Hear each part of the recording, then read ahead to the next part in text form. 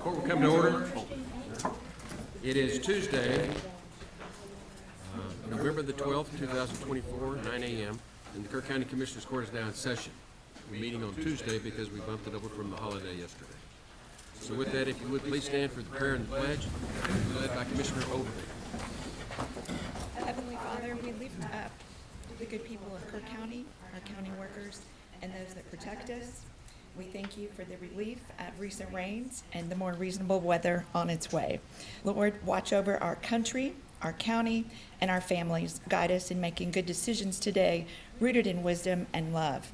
In Jesus' name we pray. Amen. Amen.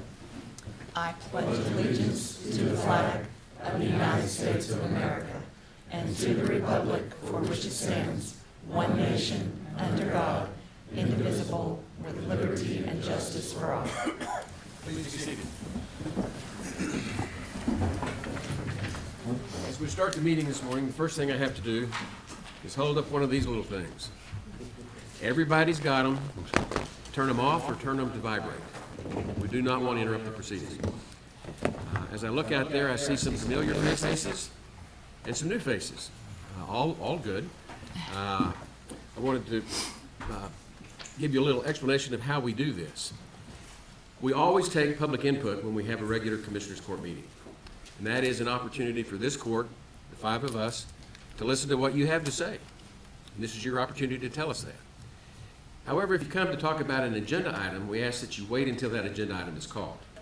And I've already gotten the forms filled out. If you haven't filled out a form, fill out one of these forms. They're out there in the hallway, I think, or I think we need it. That is correct. And get it in Nadine, our county clerk, sitting over here in the corner. And we'll call you at the time that agenda item is called. If public input is for something that is not on the agenda. And this morning I have a handful, half a dozen or more requests to speak, only one of which is public input. We ask when you make your remarks, whether it's public input or the agenda item, you limit remarks to 3 minutes and identify yourself when you go to the podium. And if possible, let us know which precinct you're in. I think the commissioners would like to know if you can talk to them or not. And with that, I am going to call for public input. Is there anyone who would like to address the court? Ms. Keynes, I see you are on the list. Okay. You may approach the podium.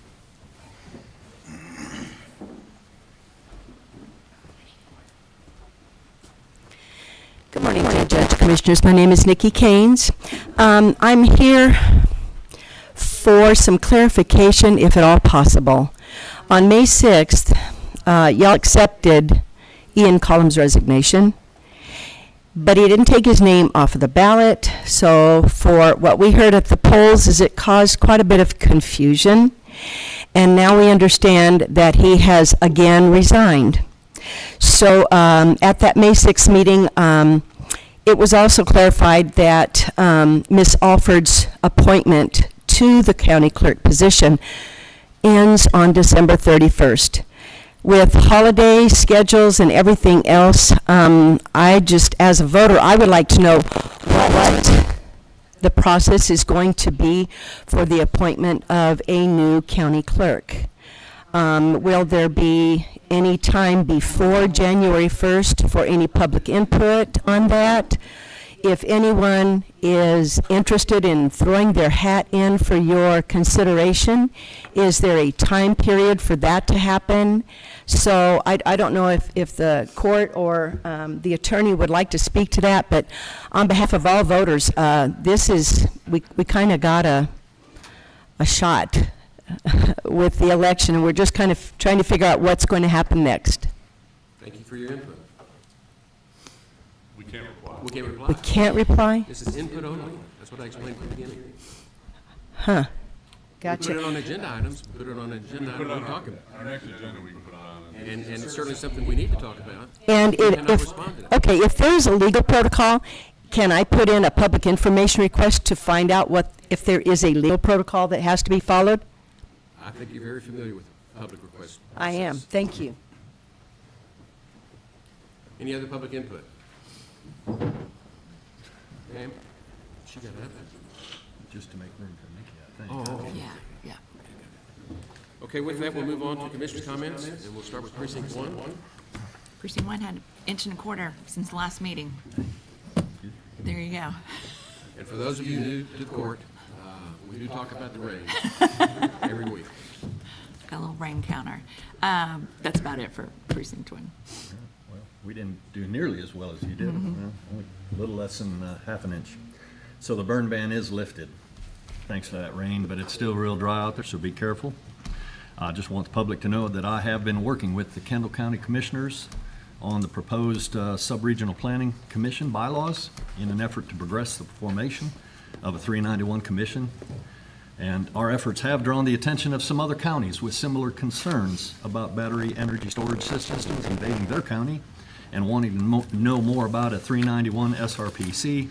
Specifically, I've received calls from the Van Zant County Judge and one of their commissioners, and just trying to share information so that they can at least take whatever appropriate action they may want to do. Popular topic. On elections, the turnout was strong, particularly here in Kerr County, 71%. That's really good, so I applaud that. Although it is concerning that we had 329 more ballots than voters. I guess that's under review.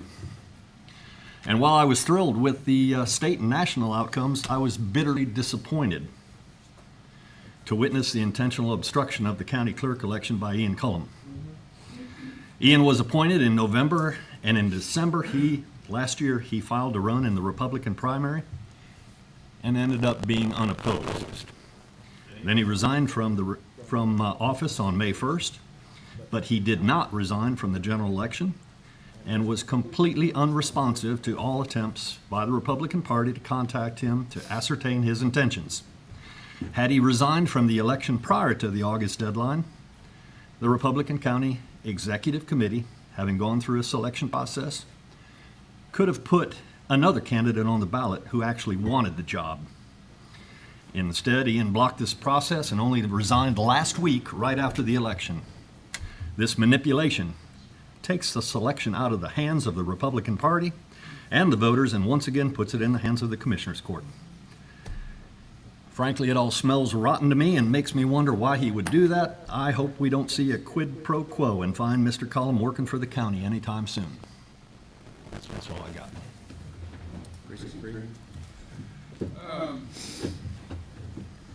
Beat everyone this time in the rain. What'd you get? For once. We had 2.05. Wow. Good for you. Been behind for a long time. Just a busy time of year for, I think, everyone. Hunting season is going strong for many of the rural areas of the county, including our ranch, which is going well. That's really all I have. It's been busy. All right. Rain wise, I got half inch in my house.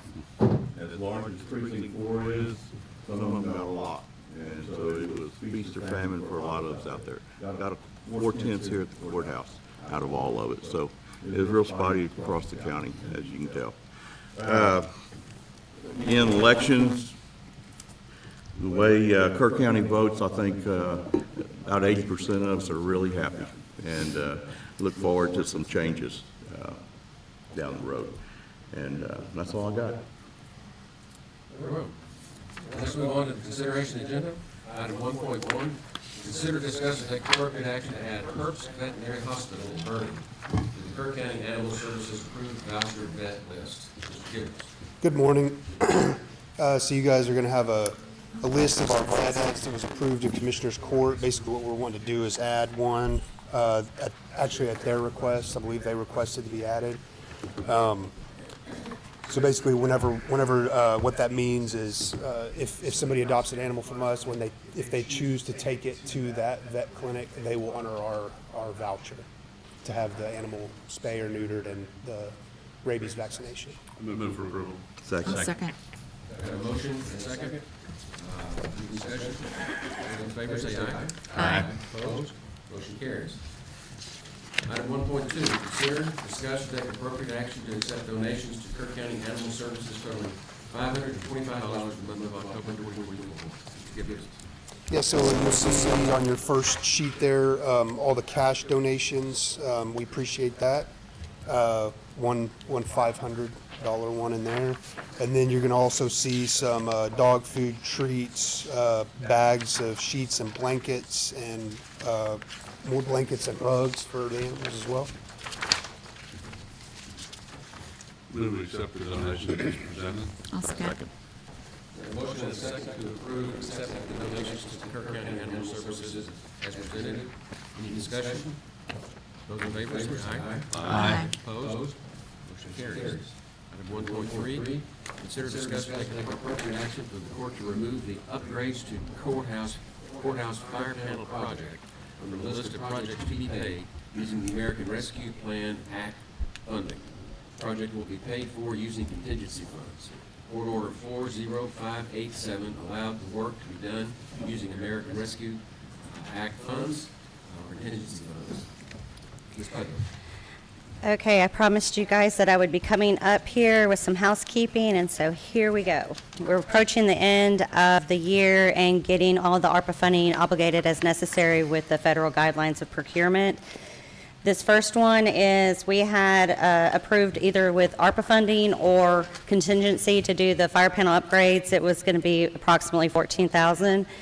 The procurement process to go through that is a little bit more difficult for us to do as a micro bid because it's so small as an amount, and it's taking longer than what we anticipated. So we would like to go ahead and take that $14,000 out of the running for the fire panel, put it towards another project, and use the contingency as per the court order 40587.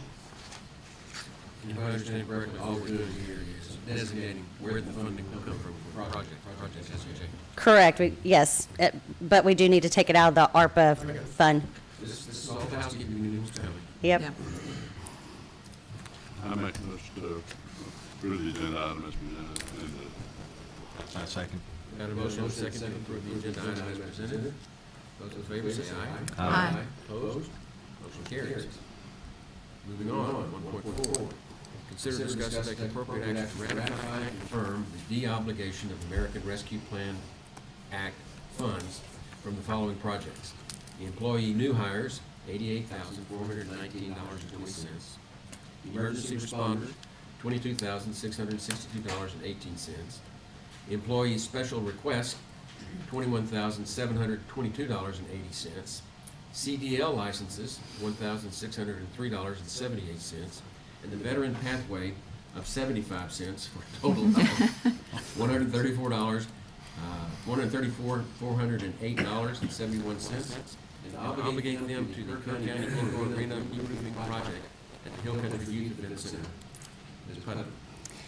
Okay, so for this agenda item, we had some money that we had designated in the budget towards these projects. Now that we've come to the end of some of our reporting, we can see how much of that is left over that will not be spent on these projects. So what we're asking now is to go ahead and ratify that this money has been moved from those projects and will go towards the re-roofing project at the Hill Country Youth Event Center. And again, nothing changed about the projects, it's just where the money's coming from. Yes. I'll move for approval.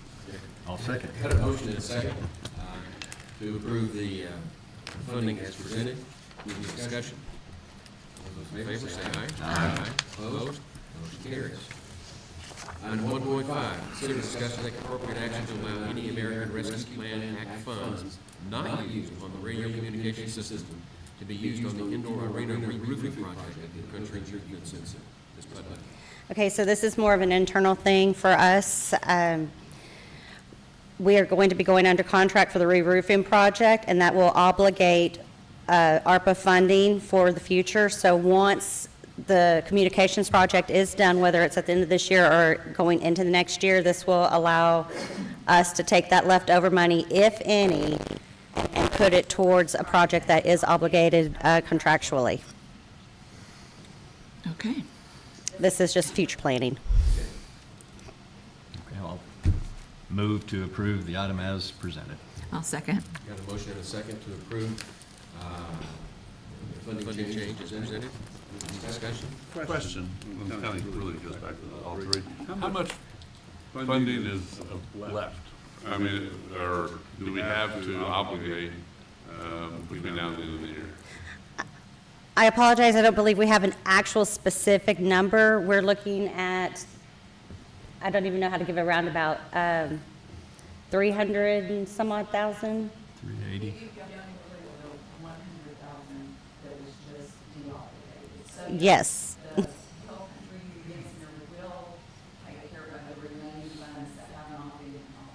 So we have, I think, That's later. 510,000 Right. on that project. And that's And one that will more. obligate all the funds. Right. It will, yes, and there, it will We're not, not returning any funds. it will not be able to fully obligate, the funds will not be able to fully cover that entire project, but that gives us some wiggle room with any other project that might have extra money. That wipes She's just it, trying wipes to it clean out. up here and make it a lot easier for ARPA One reporting. token at a time.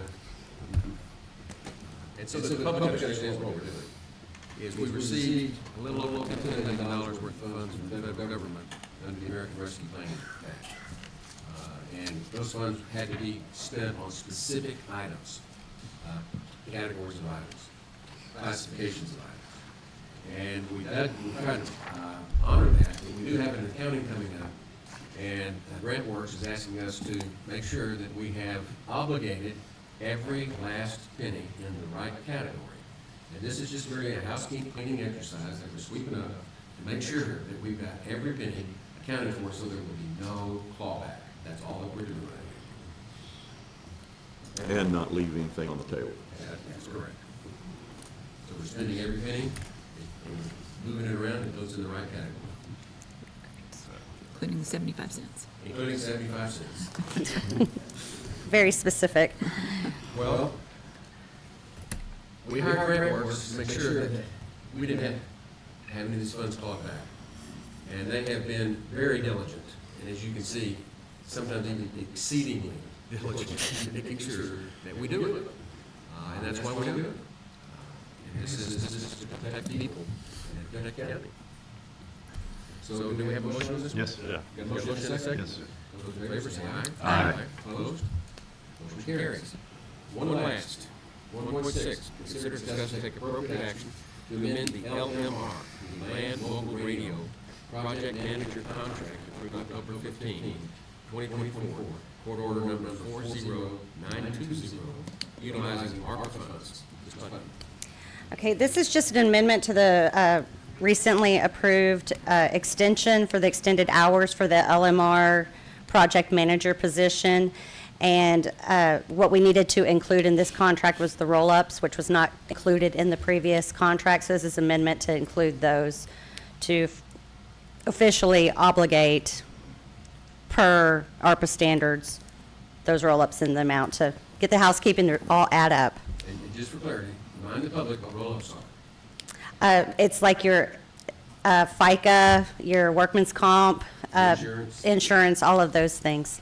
All of the additional expenses that the county pays for employees. The previous contract had salary only and not those additional expenses that the county does have when having an employee. I'll move to approve the item as presented. I'll second. We've got a motion and a second to approve the Land Mobile Radio Project Manager contract provision and funding provisions as presented. Any discussion? Well, just to make the public aware, I mean, this project's been dragging on for quite a while, but it looks like, you know, they're starting with the sheriff's office to go live with the radio equipment next month. Mid-December. Yeah, that would be next month. And the volunteer fire departments will go live, I'm told, in January. So, just so folks are aware that, you hope so, I do too.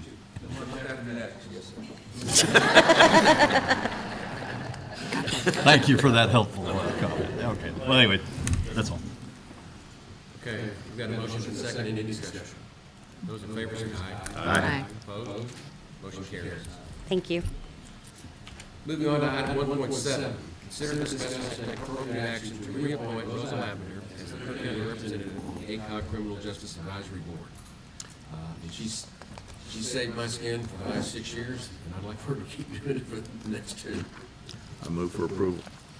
Second. Got a motion and a second to approve continuing Rosa Lavender on the CJAC board, or Criminal Justice Advisory Board, as presented. Any discussion? Those in favor say aye. Aye. Opposed? Motion carries. Moving on to item 1.8. Consider, discuss, and take appropriate action to reappoint Paul Gonzalez as the Kerr County alternate representative for Mary Krebs on the ACOG Criminal Justice Advisory Board. And this is, we appointed him, I think, about a year ago. He's done a great job, and I just like to reappoint him. I move to reappoint Paul to the ACOG, whatever you called that thing. Criminal Justice Advisory Board. Thank you. Okay. Second. Got a motion and a second. Any discussion? Those in favor say aye. Aye. Opposed? Motion carries. 1.9, consider, discuss, and take appropriate action on the implementation of the burn ban. We adopt this so that it is delegated to each precinct commissioner. We do it periodically. This is just the time to do this one, so that's why it's on the agenda. Move for approval. Second. Got a motion and a second to reapprove the burn ban as presented. Any discussion? Quick comment on that also. In addition to that item, and this is a little bit more for the two commissioner-elects that are in the audience, it's also in that order as a provision that the commissioner, during a burn ban, the commissioner can approve a prescribed burn on ranches if they choose. And generally, the commissioners have worked with the NRCS office on form of burn ban plan, things of that nature. So that's part of it. That and we do it very, very deep. I mean, it's a pretty rigorous process. And by the time you get to the NRCS office and they look at it, you pretty much know what you'll do or you're certified burn. Yeah, there's a lot in my precinct. Yeah, quite a few, and you know, they turn in, they send a burn plan, prescribed burn plan to the judge and I, or that particular commissioner, and it works well. They're organized and certified to do such, and we let them roll. Sure. And the volunteer fire department is on scene. They Just to make they sure call, that let them know it ahead doesn't of get out of time. hand. And so the public understands, Texas has 254 counties, we've all grown up with that number, right? Should know. And there are different ways to do this burn ban. The way we do it is uniquely different than most counties. Most counties, you go to the entire district court to put your burn ban on, take it off, and do prescribed burns. We don't do that. We've got 1,100 square miles, you know how long and narrow this county is, and the conditions are just too different to have one single burn ban for the entire county. So what we did was delegate that responsibility from the court to the individual precinct commissioners to have a more individualized and on the site reviews of circumstances and situations whether the burn ban should be on. And we've done it very well. And quickly respond. I mean, in a lot of counties, you happen to get a whole bunch of rain. Gotta wait till the next Well, you may meeting. miss the whole burning window by the time you get to the next commissioner's court meeting. This way we can react quickly. I mean, I'm not sure what the rest of the commissioners did, but on Saturday, or Friday. Friday. All lifted. Yeah, Friday I lifted it with a phone call, and that's the way I'm sure all the rest of the commissioners. Precinct one's only been in the burn ban for a week and a half, Yeah. all year long, So, because we had anyway, more rain, yeah. But the main thing is that the public should be aware that the burn ban may be imposed or lifted in a different precinct. So please check before you burn whether the burn ban is on or not in your precinct. And there's a burn ban hotline, I forget the number off the top of my head, but it's on the 792 website. Pete. And you can call the sheriff's non-emergency phone and ask them whether it's on or not in your precinct. So please check, or you can also check with your volunteer fire department, they will tell you. Yeah. So the takeaway is, call your commissioner. I think you can do that too. That happens. I get a lot of those calls. A bunch. Frequently. Well, but Okay. when in doubt, you call your Yeah, commissioner. sure. That's it. Moving on, this is item 1.1. You got to vote on that one. Okay, those in favor say aye. Aye. Opposed? Motion carries. Item 1.10, consider, discuss, and take appropriate action to approve contracts with Lead Center, Castle Lake Volunteer Fire Department, and Turtle Creek Volunteer Fire Department. These are routine contracts, we enter into them every year, bring them to the court for approval. I move for approval. We've got a motion and a second to approve the contracts as presented for approval. Those in favor say aye. Aye. Opposed? Motion Just carries. a quick comment on that one again for the commissioners elect. We have several fire departments outside of the county that we support financially because Castle Lake is one of them. Because they handle a good portion of the acreage areas within the county. So, Well, we have mutual response agreements with those fire departments to render aid in Kerr County, so we give them some support. Tierra Linda is one of those. yeah, well, everyone knows that one, but Castle Lake's one that not many know about, but It's on the other side of the hill. It's over towards Bandera Pine Creek. But they do help in that part of the county. And for those that don't understand about the Diedrich Center, the contract with the Diedrich Center is what enables them to receive federal funding for the Meals on Wheels. So we're doing that for the benefit. All right. So we voted and already approved that. Let's go on to 1.11. Consider, discuss, and take appropriate action for the Commissioners Court to approve 3 private road names for the Walnut Creek Ranch Development Precinct 3. Ms. Hoffman. Tyler Campbell from Cypress View Investment Limited applied through the Kerr 9911 office on 10/15/2024 to name 3 private unnamed roads. The proposed names are Derby Court North, Quill Court North, and Stanley Court North. These roads are part of the Walnut Creek Ranch development that does not require platting under the new subdivision rules and regulations, and that they're private roads. At this time, I ask the Commissioners Court for their approval of the 3 private road names of Derby Court North, Quill Court North, and Stanley Court North. All 3 are part of the Walnut Creek Ranch development in Precinct 3. I make a move that we approve the name of the private roads. I would like to. With a comment.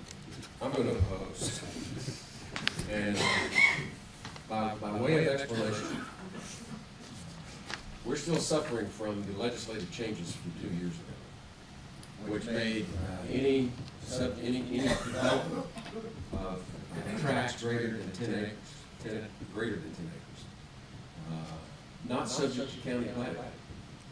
And what that has done is created virtual chaos in development. And Walnut Creek is off Crest Hinkey Road. You come from Gillespie County.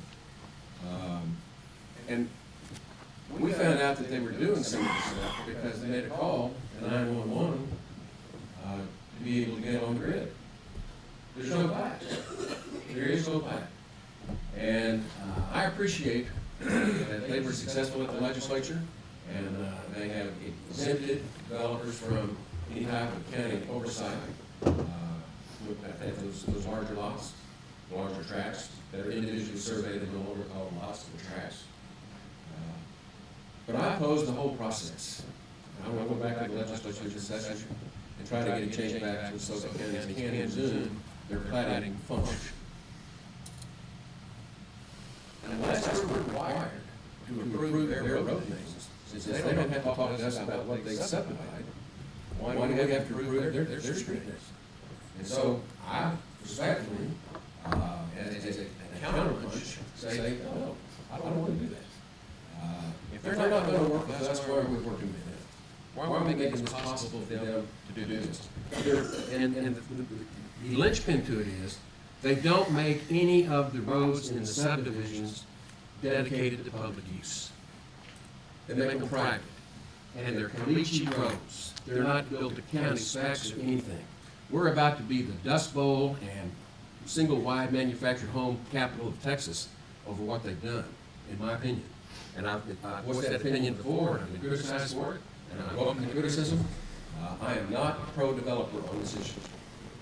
And as far as I'm concerned, let's figure out how to get those roads, get these people connected. If they don't want to come to us, then who do they come to? So, I said my piece. I don't disagree. But I agree with your whole concept, as everyone knows. The question I weigh here is, it's a public safety issue. I mean, the people that bought the lots are indirectly responsible for the situation. The developer's the one that did it, and I don't want to endanger the lives of 911 not being able to easily find the properties. My preference would be for us to start filing lawsuits against developers. Well, I don't know, the attorney's fees to do it. We need to go to the legislature and make us whole again.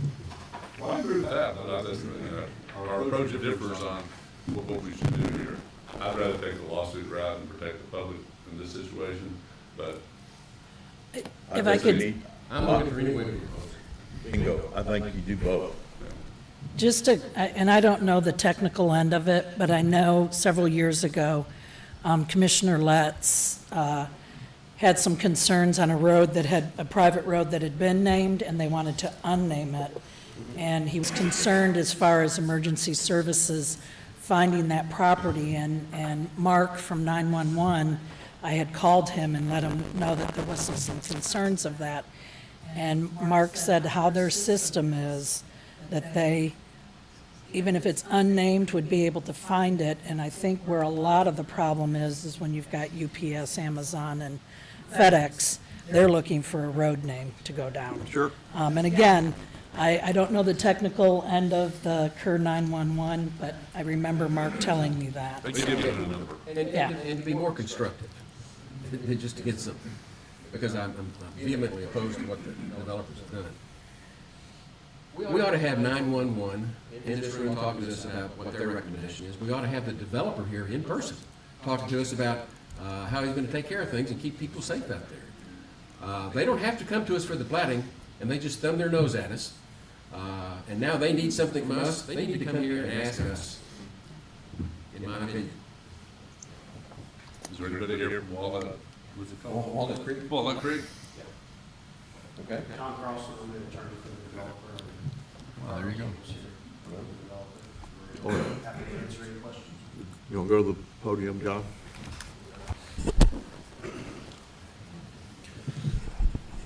I don't know if you, Judge, you and I obviously disagree on this. We've had that discussion on other situations. You know, the legislature, as you say, allowed for this. There are no public dedications in this subdivision, and from what I understand, Darby, you tell me if I'm wrong here, but I believe these roads are up to county specs, maybe even better. So. My husband's just out of the hospital, so he could probably. We need to go to some public hearing. And Jared, if you want to join us too. I apologize, I don't know the specs of the roads, but Darby Campbell. They're excellent roads, though. Jared, I don't know if you want to speak to the width of them, but they're not just dusty, horrible, caliche roads. They're really good roads. I don't know if you want to add to it, but this is a small subdivision. We take pride in. 23 lots is what tracks. Yes, they range from 17 to 134 acres. So they're not just, tiny 10 acres. There's not 1,000 of them. So, Jared, if you want to add to it, because he's done the survey on it. Jared Martin with Wellborn Engineering Surveying did the surveying on this project. There is an existing chip seal road going down the middle of the main spline road, and it's anywhere between 18 and 20 foot wide as it exists. As far as the new roads, haven't been out there to see what those new roads look like, but I know they had a reputable paving company out there doing the work, and so. Jared, this is at the end of Professor Henke, correct? Yes, sir. What was it, this was on, been for us a number of times over the years, this development, or this acreage anyway. Is the road, the main road that goes into it, was it platted as a road at one point? I know there's discussion about No, doing that. so that road that leads off of Pressler Hinkey Road into this tract was a private road as well that had an easement. And it is not built to county specs. It's paved. I don't know what the underneath looks like. That road's paved, the other roads aren't, but I don't think it's built to county specs. I'm not sure. It'd probably take some geotechnical analysis to firm that up, but it is a paved County road. engineer, he didn't believe it was built to county specs. Yeah. There he is. I'm here, I can speak to it a little bit. Okay. We've got some Please history do. on this. Yes, sir. Let's get everybody up there. Yeah, I'd like to know if all of these roads, are they all paved or are some caliche? The background on this, we've got, I think in 2016, we had a developer that was looking at developing this, and at the time, the subdivision name was going to be Shooting Star Ranch, I believe. They did have some geotechnical evaluations done on the existing road. It wasn't, it didn't meet our standards fully. It was better than other roads that don't. It wasn't 12 feet wide, it wasn't 14 feet wide, it was 18 to 20 feet wide, it was paved. We didn't know how much base was there. They did some geotechnical evaluations that showed the different thicknesses. It's been a while since I've seen those. I didn't review that this morning, so it wasn't quite wide enough. What we need, what a county spec road is going to have 6 inches of base with a chip seal surface that's 20 feet wide, and that base surface below is 24 feet wide. And I think this was 18 to 20 foot wide, period, the end. It didn't have the shoulders and didn't quite have the full width on the pavement. So the next thing, let's see, I think they came back with another one later, calling it Burr Oak. Hey, we're thinking about developing this again. We've got a different developer. And then that never, so we've got two names for this subdivision. We've got 2 different files, same property. We looked at aerial photography this morning to see, because we've not gone out there. The times I went out there before, there was a gate I had to go through, and I had to have a code to get there. So I've not visited this in quite a while, but February images from this year show a couple of roads coming off of that paved road that were being constructed at that time. Don't know if they're constructed with base, if it was constructed by one of our local contractors, either J3 or Joe Adjinsky, any of those guys. I bet you it's got really good base. I can't speak to how wide it is or how thick, and I don't know if it got paved. Our aerial images are from February, and you could tell it was under construction at that time, not completed. Any other presentations? Jared, was it one of those that, who did the construction of the road? I believe it was Jinsky. Okay. Yeah. He builds a really good road. He does. I can tell that for a fact. But let me go back to the podium. I'll put a caveat on a really good road that's made of really good base. If you don't pave the surface, all it takes is one rain, and you start losing your fines. And it rains again, and you lose some fines, and you start getting potholes and chug holes. And so paving the surface is really critical, or having a homeowners association that has a blade and has access to additional base so that they can reblade it. Somebody with a tractor and a blade can reblade it multiple times a year to keep it good. It will be dusty, but the main road there is paved. I know that. And so that the developers and the engineers understand my position. I'm meeting tomorrow with the developer and his contractor to discuss this issue. And what we're requesting is cooperation from the developers to help us build responsible developments. We understand what the legislature did. We're furious about it. We hate millions of dollars that pumped into the campaign contributions to get this vote passed. I don't know how we're going to do that. That's what we're trying to do next session. But what we want to do is to have responsible development. And Caliche Roads and this, quite frankly, I'm not talking about Walnut Creek. In fact, I wouldn't even make that comment because it doesn't apply to Walnut Creek. But one of the things that we're trying to do is sit down and visit with the developers. I'm meeting with one tomorrow. I invite you to come talk to us. I understand you don't have to. And the developers that I've talked to thus far, and the last one that Mr. Carlson represented, came down, sat down and talked to us, and we had a constructive discussion. The subdivision did not make, but we still had a constructive discussion. Even though you're not required to talk to us, when we have little points like this, and this is 911 addresses. If you have anything you have to talk to us about, remember, we have long memories.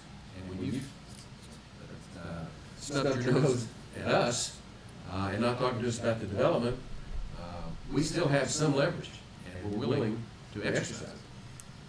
So this does not need to be a war between engineers and developers and county. This needs to be some sort of collaboration and sit down and figure out how we're going to develop this county responsibly for the public interest. That's what I really want. I mean, you're welcome to apply. I'll just speak real quick to the roads thing and probably some of that too, but the developer does put together a homeowners association for this subdivision, and so that does include road maintenance as well. And so there's a level of responsibility there from this developer. I can't speak to others in the past. But you know, and the Caliche roads, if they are still Caliche, I'm not sure, we can get that verified, but they really only access 4 lots on one side, 4 lots, I think 4 lots, if they were. So there's very low traffic on those roads, but the main spline road is paved, so. But that's all. And we by no mean no disrespect. I apologize, my husband's not here today. He had a medical condition he has to deal with. But this is for a safety issue for the people who have purchased pieces of land from us. And so we're trying to make it right for them. And we are happy to meet with you. We have absolutely no problem doing that. So thank you. Question? Any other discussion? Yeah, just a question. Whose fire district is this? Is this Gillespie County then, or who responds when there's a problem? The entire property is located in Kerr County. The easement that accesses the ranch is located in Gillespie County. So whose fire district is it? I'd assume Kerr County. Who's responsible? You ought to know that. You live there. I don't want to say the wrong thing. I'd assume Kerr County because it's located in Kerr County, but I can check on that. We don't have a fire district. I mean, who do you think? Probably either Comfort or. Comfort or Gerald, I'm asking. Or at least Gillespie County. or maybe they're never, let's do that. Well, if the access is from Gillespie, it might well be. I don't know. We ought to find out. They ought to know. Yeah, could be. Emergency services would come out of Kerrville. Yeah, well, there's still some real serious issues in communications between Gillespie Emergency Services and Kerr Emergency Services. Well, it's, Different radio systems. Just, it could be almost like the reason we give Castle Lake some money. Yeah. Because our people would take them forever to get to the portion that they take care of. Sure. In Kerr County. But it's, Closest fire department probably is Carolyn, but I don't know, this is not, certainly not Carolyn. yeah. Well, the fire districts are all mapped out, so somebody will know. Somebody It's in in Carford somebody's. did. Yeah, somebody in the Carford should. Hey, I'd like to have Carford and 911 at the table so we discuss this. I wouldn't mind either. Anyway, I think we can vote on this, I mean, I don't think you even got a second, did you? Yeah, he did. We did. Oh, He gave me a reluctant second. We've got a motion and a second to approve the road names as requested for Walnut Creek Ranch Development. Any other discussion? I just would like to see us pass on this for this agenda and bring it back when we do have some other people that might weigh in, like I agree with you. ARPA or the appropriate volunteer fire department that's responsible for this area. We're going to have to vote that in. Well, that's okay. So those in favor, say aye. Aye. And those opposed, say aye, or say nay. Aye. Nay. Nay. I'm just abstaining. Okay, and abstaining? Yeah. I'd So like to that see would it be deferred. a 1, 1, 3. Is it 3? 3 against, Oh, against, yeah. 1 for, 1 abstention, and 3 nays. I voted for. Yeah. So two fours? Okay, this is important. 2 fours, 2 nays, and 1 abstention. Yes, So sir. it's So it doesn't 2-2. pass, either way. 2-2-1. So Bring it back. That effect brings it back, put it back on the agenda, which we will do. Would like to talk before we do that.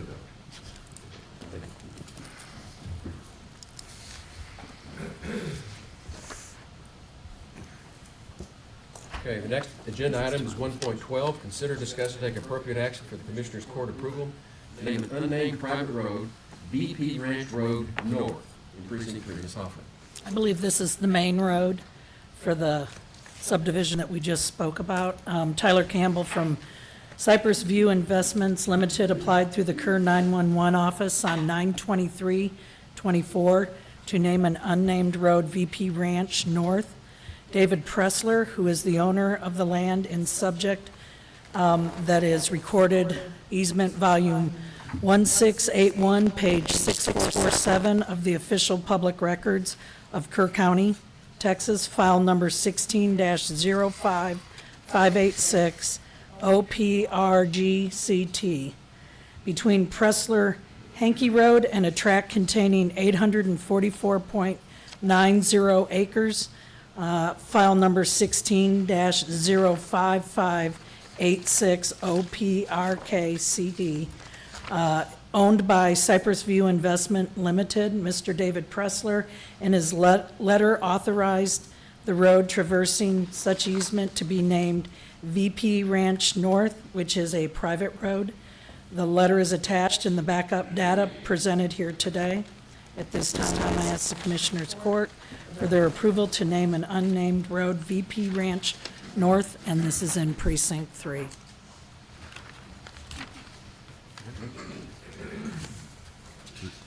Is this part of the same Yes. Yes. development?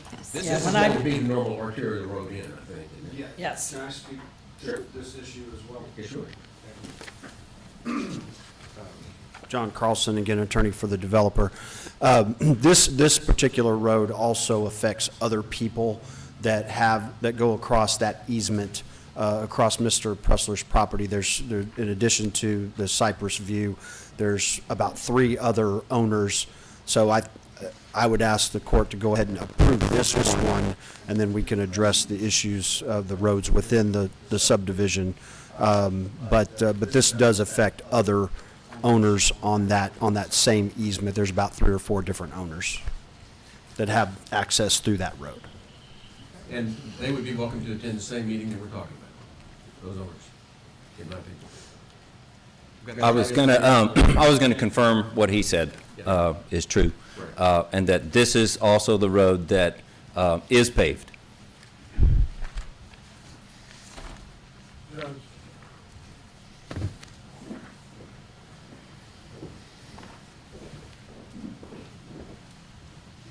I'm Tom Jones. I'm not going to get involved in all that, but doesn't that make that a public conveyance? If you've got other property owners having to utilize that road? It's not a conveyance. But it's no longer a private road. Well, we call them public use, privately owned roads. And for those people who don't know what one of them is, drive out Highway 39, because it's it. Every single landowner on Highway 39 owns the property underneath that road. Okay. It's open to be used by the public. And whether this meets that test or not, that usually is decided in the court of law. Somebody brings a lawsuit. Correct. And asks it to be declared public use. I've been involved in those kind of cases. Yeah, that might be your hitch. But if it is, then it is subject to platting, and it has not been platted. This particular road is not a public road. There's a gate to cross, and there's only probably 3 or 4 homeowners that actually have an easement. It's not a public road. Pressler Hinkie, of course, is a public road.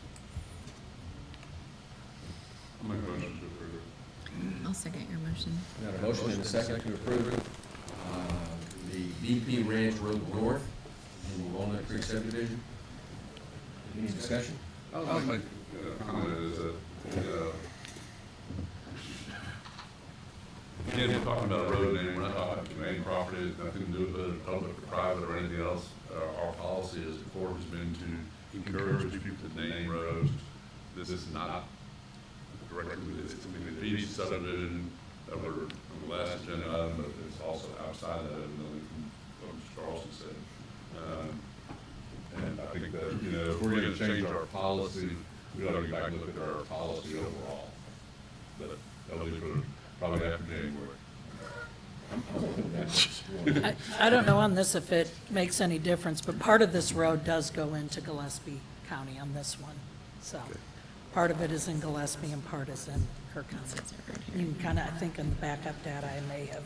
So has Gillespie County named it? I don't know. I can speak to that. Yes, so Jared Martin with Wellborn Engineering Surveying.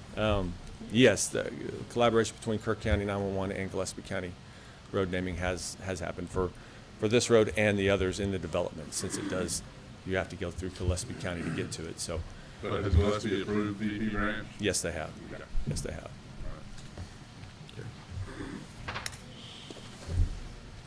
Okay, any other discussion? Those in favor? Say aye. Aye. Opposed? I'm opposed. 4-1. Thank you. Thank you. It's time for the morning break. Let's adjourn and come back at 10 o'clock.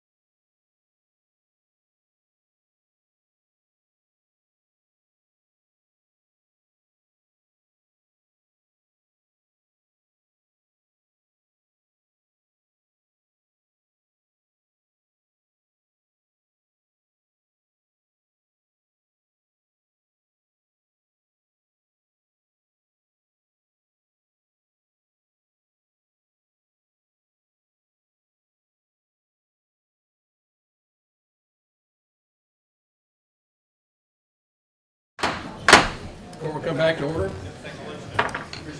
the next items on the agenda are timed items. There are two 10-block timed items.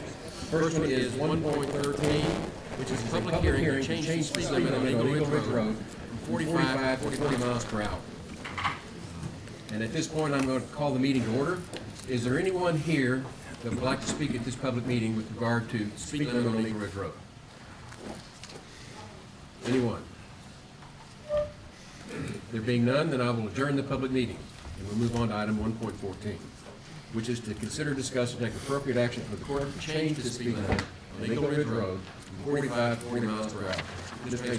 Thank you, Judge. A speed study and safe stopping sight distance study was conducted by Tetra Tech Engineering for the first 3.2 miles of Eagle Ridge Road. That's from its intersection with Highway 173 West. That's attached in your packet if you want to see an image of that. The results of the study were presented to the Commissioners Court in a public meeting on September the 16th, 2024 by Don Berger. He's a professional engineer, and Philip N. Utabor, also a professional engineer. Tetra Tech concluded that 80% of the subject area study of Eagle Ridge Road can support a maximum speed limit of 40 miles per hour. Therefore, Tetra Tech recommended that the speed limit be set for 40 miles per hour for that stretch of Eagle Ridge Road. From a public safety and enforcement standpoint, it is recommended that the remaining 2.3 miles of Eagle Ridge Road is included in this maximum speed limit change. A public hearing was conducted at 10 a.m. on November the 12th, 2024, just moments ago. Pursuant to the Tetra Tech Engineering speed study and observations made by the county engineer, the county engineer recommends that the court change the speed limit on Eagle Ridge Road from 45 to 40 miles per hour. Precinct 2. I move to approve. The court changing the speed limit on Eagle Ridge Road from 45 to 40 miles per hour. Now, second. We've got a motion and a second. Discussion. That was an excellent presentation that they did on why to do that, so I agree. Well, We paid a lot of money for that study. we so- have a little history with Eagle Ridge Road. Eagle Ridge Road was built, I don't know what, 20 years ago, 15, 20 years ago? I think longer. Longer than that. And it was built with private monies that was raised by the landowners out there. And it's a very good road, to tell the truth, but it does not meet county specs. They offered it to the county public dedication, and we accepted it some time ago. The Twin Creek subdivision that we talk about from time to time is part of our history, I guess,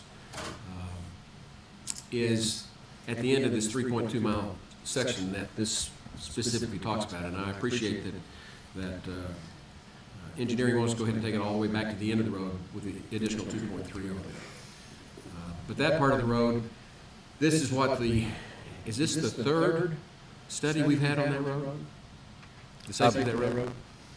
Yes. The homeowners Yes, it did is. one. That's Yeah, correct. The developer did one. And the and developer did the one. county's done one. And then now the county's done one. Correct. And everybody agrees that there are certain hazards associated with that road that need to be addressed. And one of them is reducing the speed limit. At some point, we'll probably try to get in the budget to put the guardrails up. There's guardrailing that's desperately needed, as well as striping on that road. And that doesn't even address the intersection of Eagle Ridge Road, entry out onto 173. Correct. So, this is baby steps, but it's a step, and it's something that I fervently believe we need to do. Well, and basically, we're following the recommendations of the study. Of everybody. So, well, specifically the Tetra Tech study, which The only comment that I've made a number of times, and I caution the future court to be very careful when they go with this, not on the speed limit side, but on any other improvements, because Eagle Ridge is far better than many roads in the county. And as soon as you start getting requests from other property owners, you're gonna be obligated to start fixing a whole lot of roads. So be very careful on moving forward on doing wholesale fixes on one road and not addressing other roads in the county. In fact, the discussion about VP Road North is a very prescient example of a road that's not built to county specs, and there may be requests for us to come in and bring that road up to county specs at some point. We got roads all over the county that don't meet county specs. But VP is not county maintained. Right. The rest of it I'm talking about are all currently county maintained roads. So anyway, And- I'm in favor of this. Yep. Any other- Words of wisdom. You are correct, I agree with you. Would you take that down?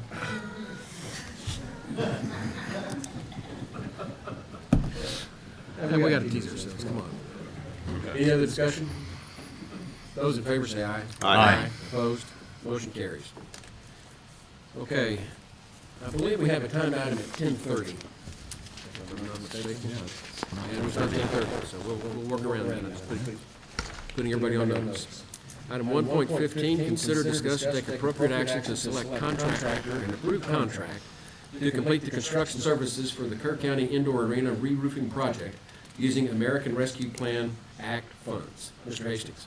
The Kerr County Indoor Area Re-roofing Project generally consists of removing and replacing the existing metal R-panel roof and associated metal building insulation with new like-kind materials.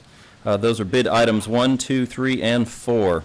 The project also includes an alternative bid, which generally consists of relining the metal building insulation with new insulation and retrofitting the existing metal R-panel roof with a mechanically attached single-ply thermoplastic polyolefin TPO roofing system. Those are bid items 1A through 5A. Ridge vents, gutters, and downspouts would all be removed and replaced in either bidding scenario. Funding for this project is with American Rescue Plan Act 2021 funds, and a contract must be secured prior to December 31st, 2024. Sealed bids were opened and read aloud on October 28th, 2024, and given to a review committee consisting of the Commissioner of Precinct 2, County Engineer, the Director of Maintenance, and the Grant Coordinator for scoring pursuant to the request for proposal criteria. Scoring criteria is based 80% on the bid pricing and 20% on experience and relevant qualifications. The committee unanimously selected Albert Martinez Roofing and Construction in the amount of $510,602.63 and unanimously rejected alternate bids from all respondents. The county engineer requests that the court authorize the county judge to execute a contract with Albert Martinez Roofing and Construction for construction services for the Kerr County Indoor Arena re-roofing project using previously allocated American Rescue Plan Act, ARPA, funds in the amount of $510,602.63, which is for bid items 1, 2, 3, and 4, Precinct 2. I move for approval. I second. Got a motion and a second to approve the contractor and the contract to complete the project at Kerr County Indoor Arena. As presented, any discussion? Question, what was on the alternates, what was the total cost if they went with the alternate route? It was over $800,000. A lot more. And I would like to add something so that you can imagine this. When that roof gets re-roofed, if we go with the TPO, we are required to put a liner. The liner will go on the bottom of the purlins. And right now, you've got electrical that's tucked up into the purlins.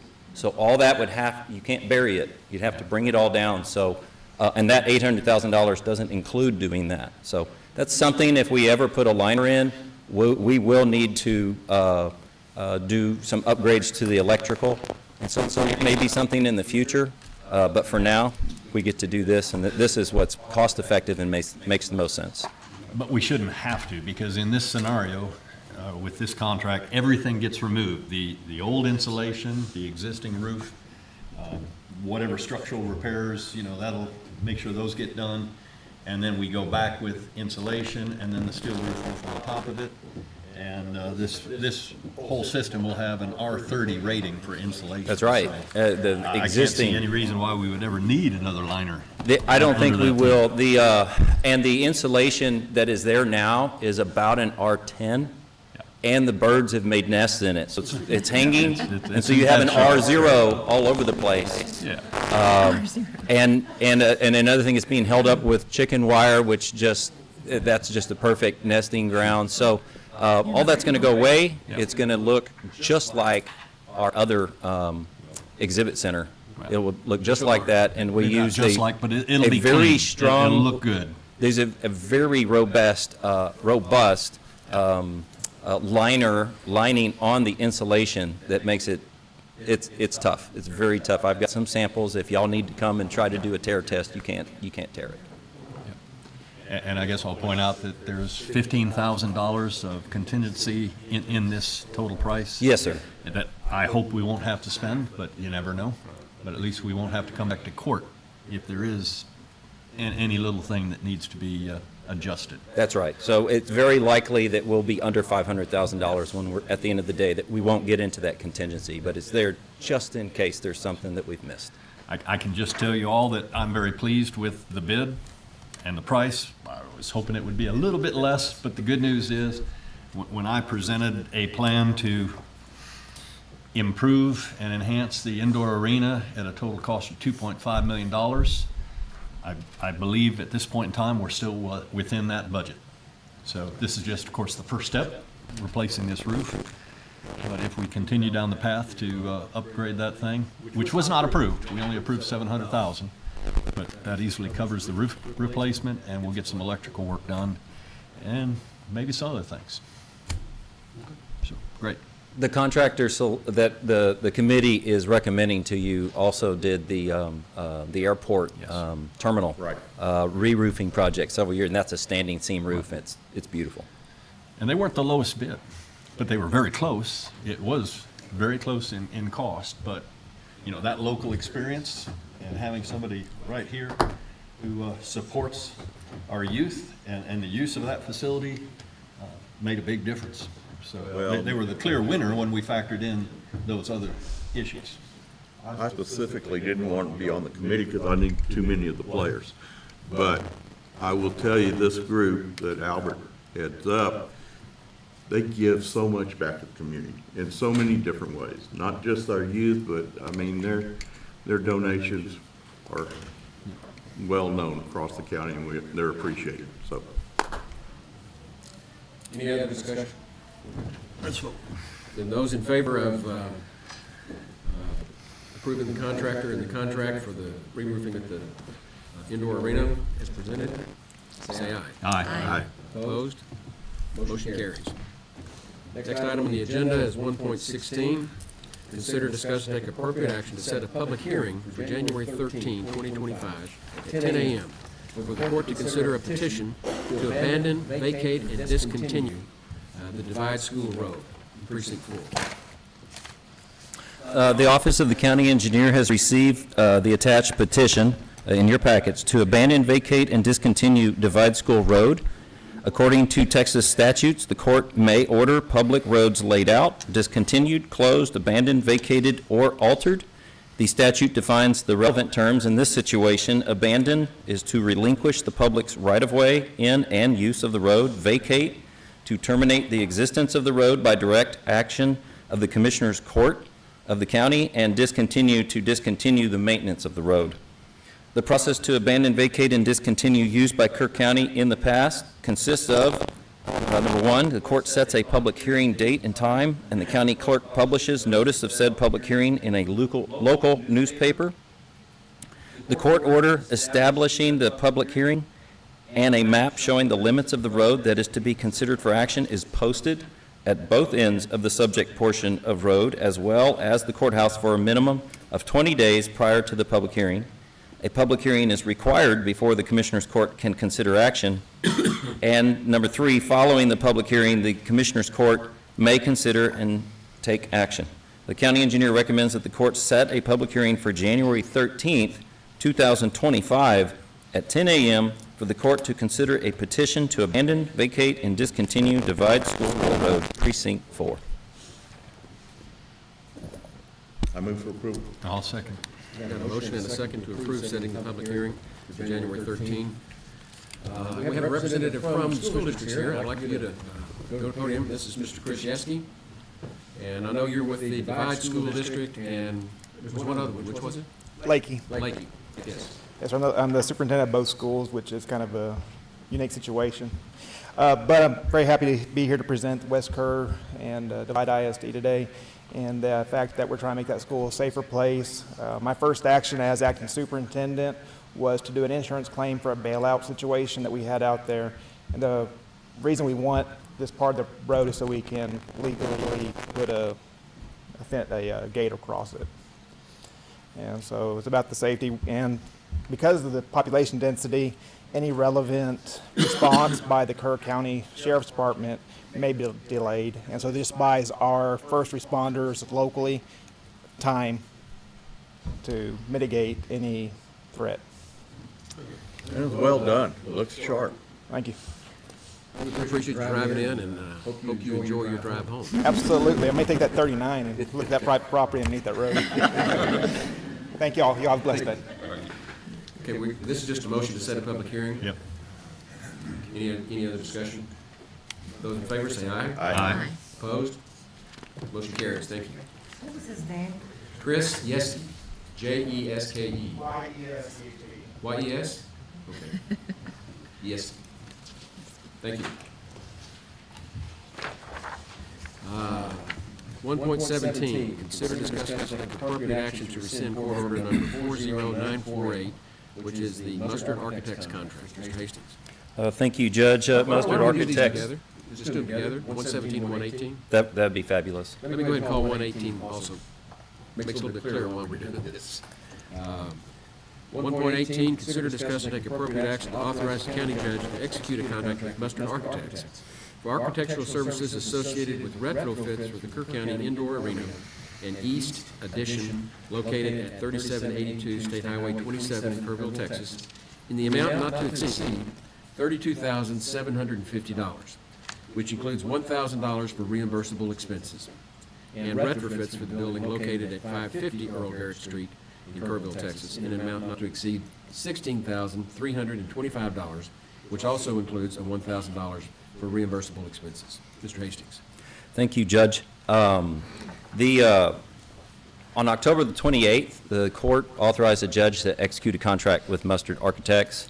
The legal language in that contract was reviewed by Mustard Architects legal counsel, and they were advised to have some of it changed because they believed that technically, if it remained the way that it was written, then Mustard Architects would not be able to reuse any of their work that they gave to us anywhere else.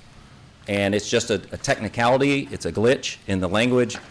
They worked it through our county attorney, and so what we're asking the court to do is rescind the court order from October 28th to nullify that contract, and then to authorize the county judge to enter into a new contract under the new language that has been approved by both the county attorney and Mustard Architects legal counsel.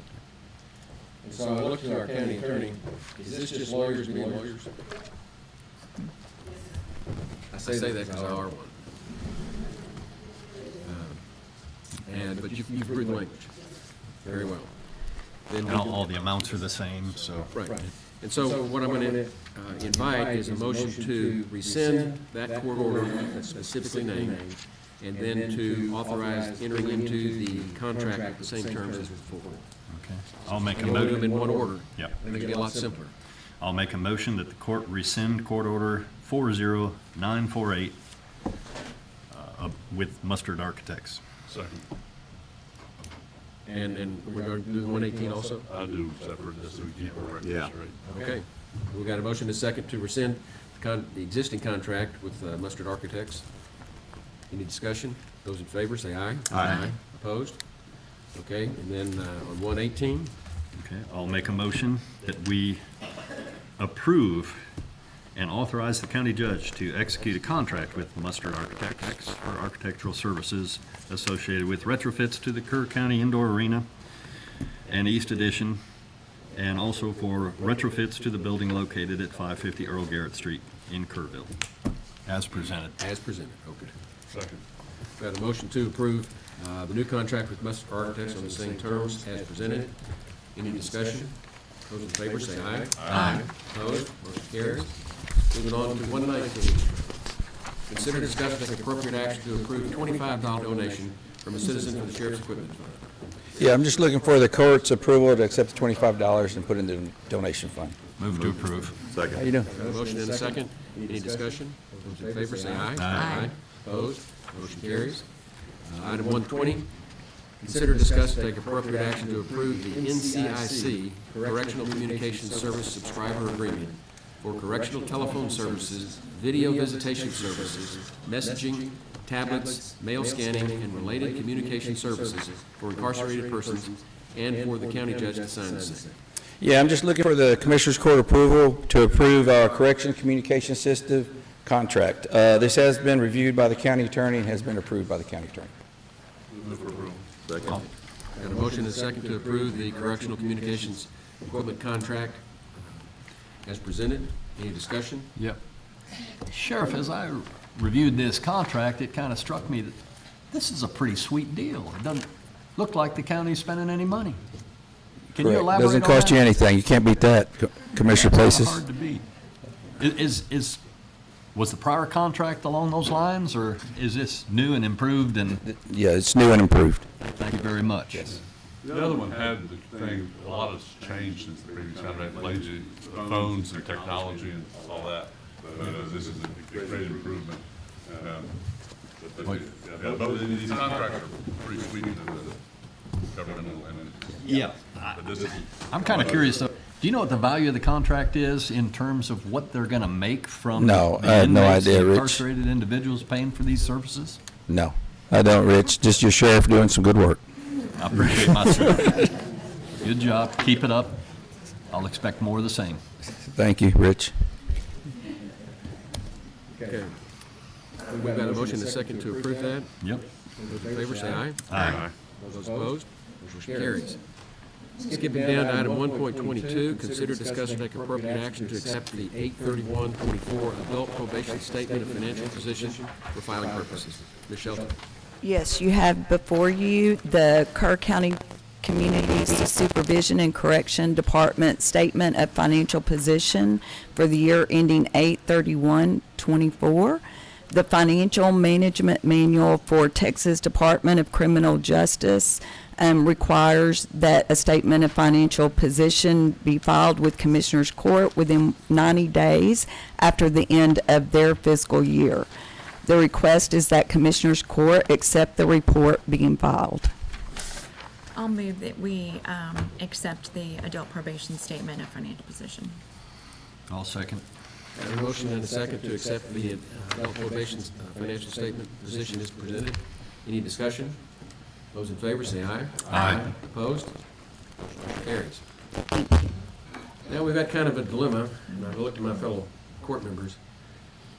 We've got a timed item at 10:30, but it's not 10:30. And then we've got what I think is going to be a pretty involved discussion about this chapter 391. So do we take a short break and then get the airport board issue out of the way? That's fair. Let's take a 5 minute, come back at 10:30. That way we can get started and get out of here.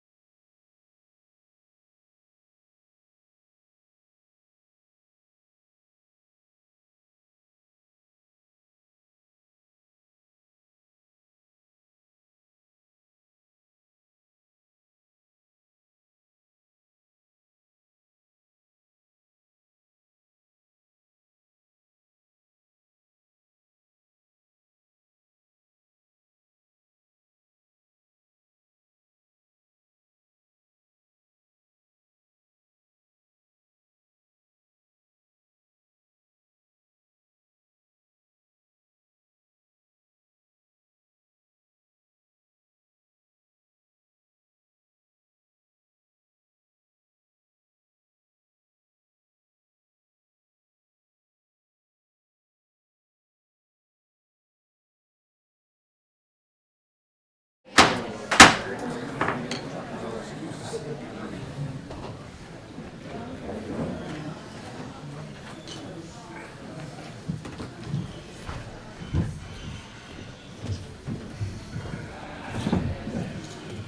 think he escaped.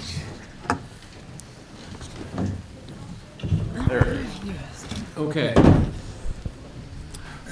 It is 10:30 and the court will come back to order. We're now taking the timed item, which is 1.21, which is to consider, discuss, and take appropriate action regarding eminent domain proceedings for the acquisition of fee simple estate totaling 54.9 acres situated in the John Matchett Survey, abstract number 43, number 243, Kerr County, Texas, for future runway expansion, safety areas, and other improvement. Mr. Munoz. Good morning. I'm Andrew Munoz, Airport Manager for the Kerr County Airport. What we're doing is we have a petition before you to use your powers of eminent domain condemnation for 54.9 acres to the east of the airport along Airport Loop and 77. We've been in negotiation with the developer for some time, for a couple of years now. We've gone back and forth with counter offers. The last counter offer that we submitted was rejected by the developer. We since have had communications with the developer, with our attorneys. We've not been involved in those discussions.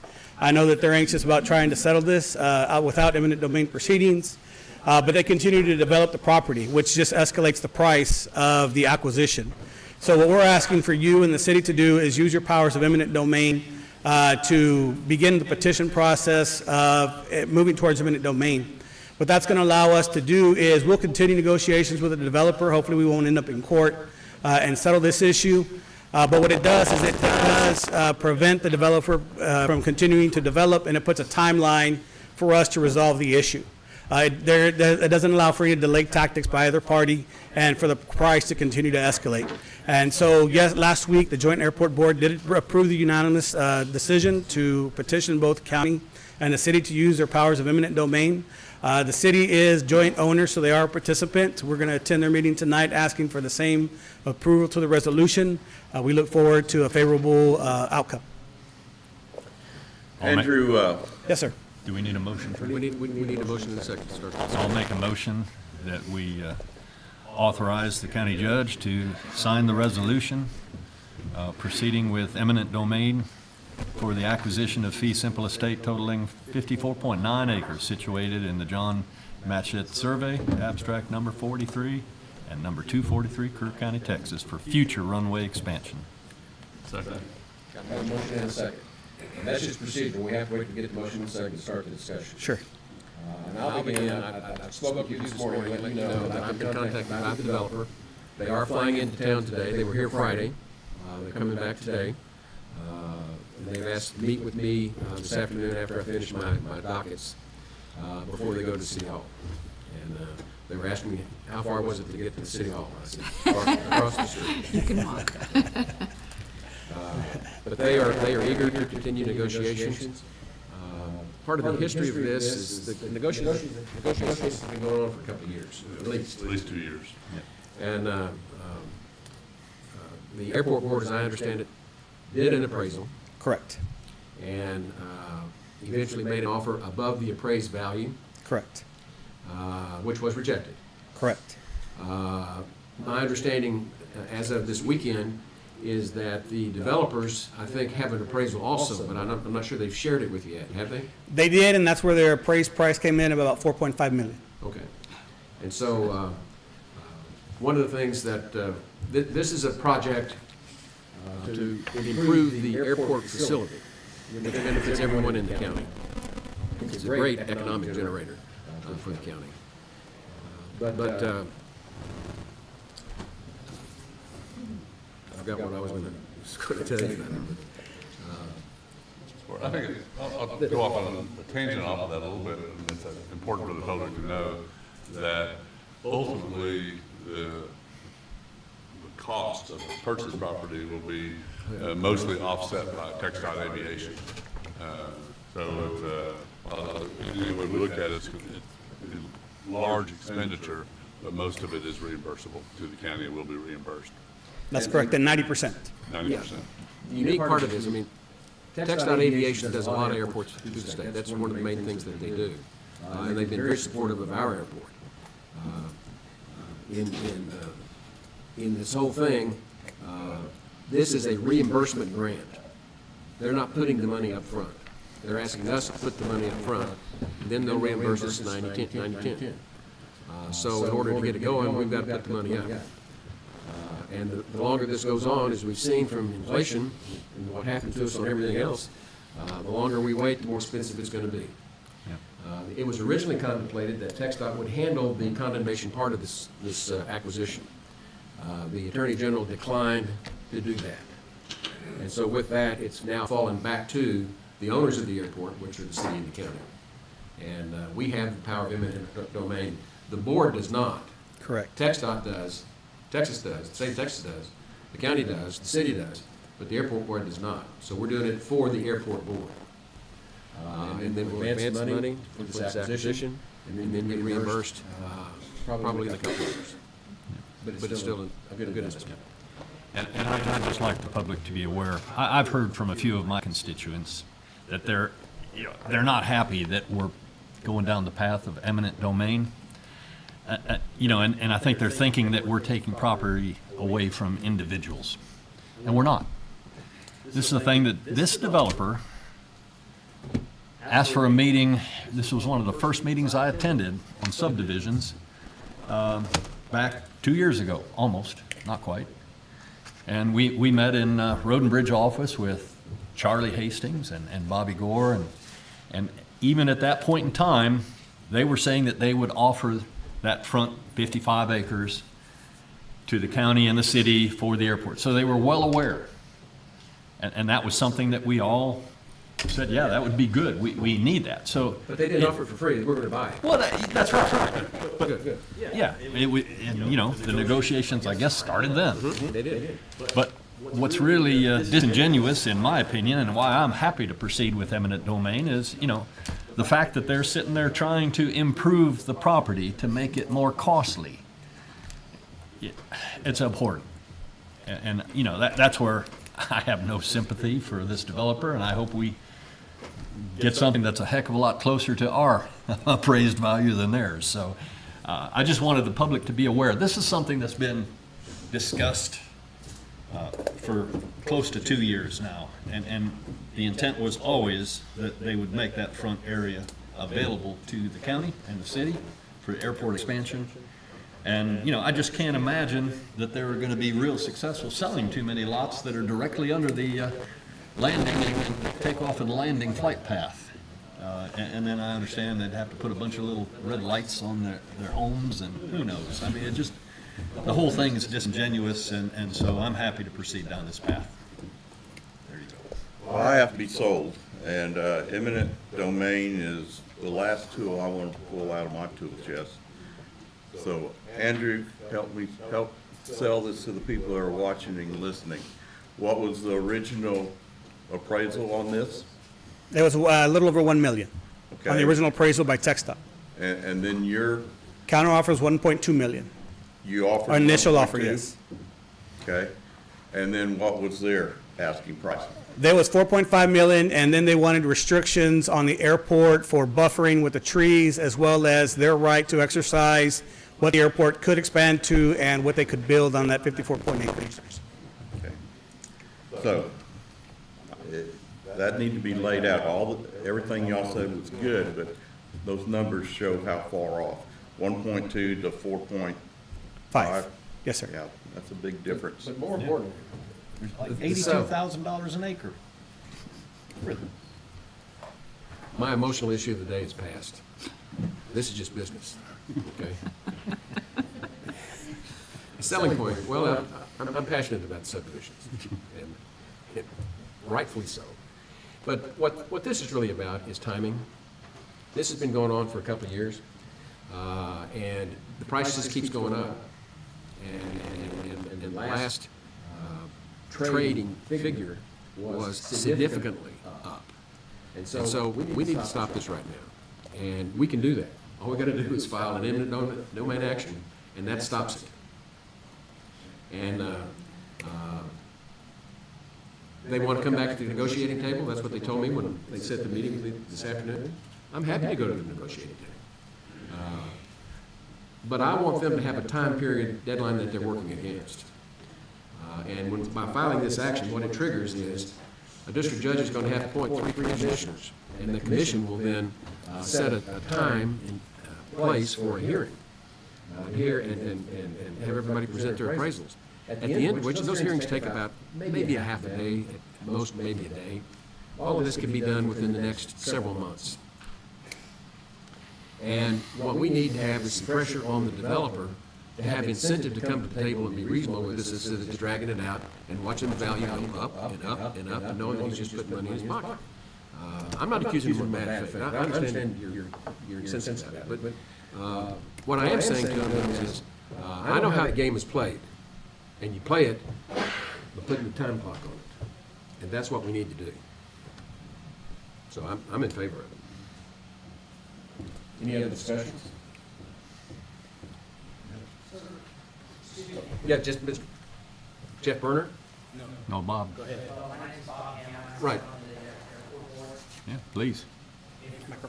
Anyway.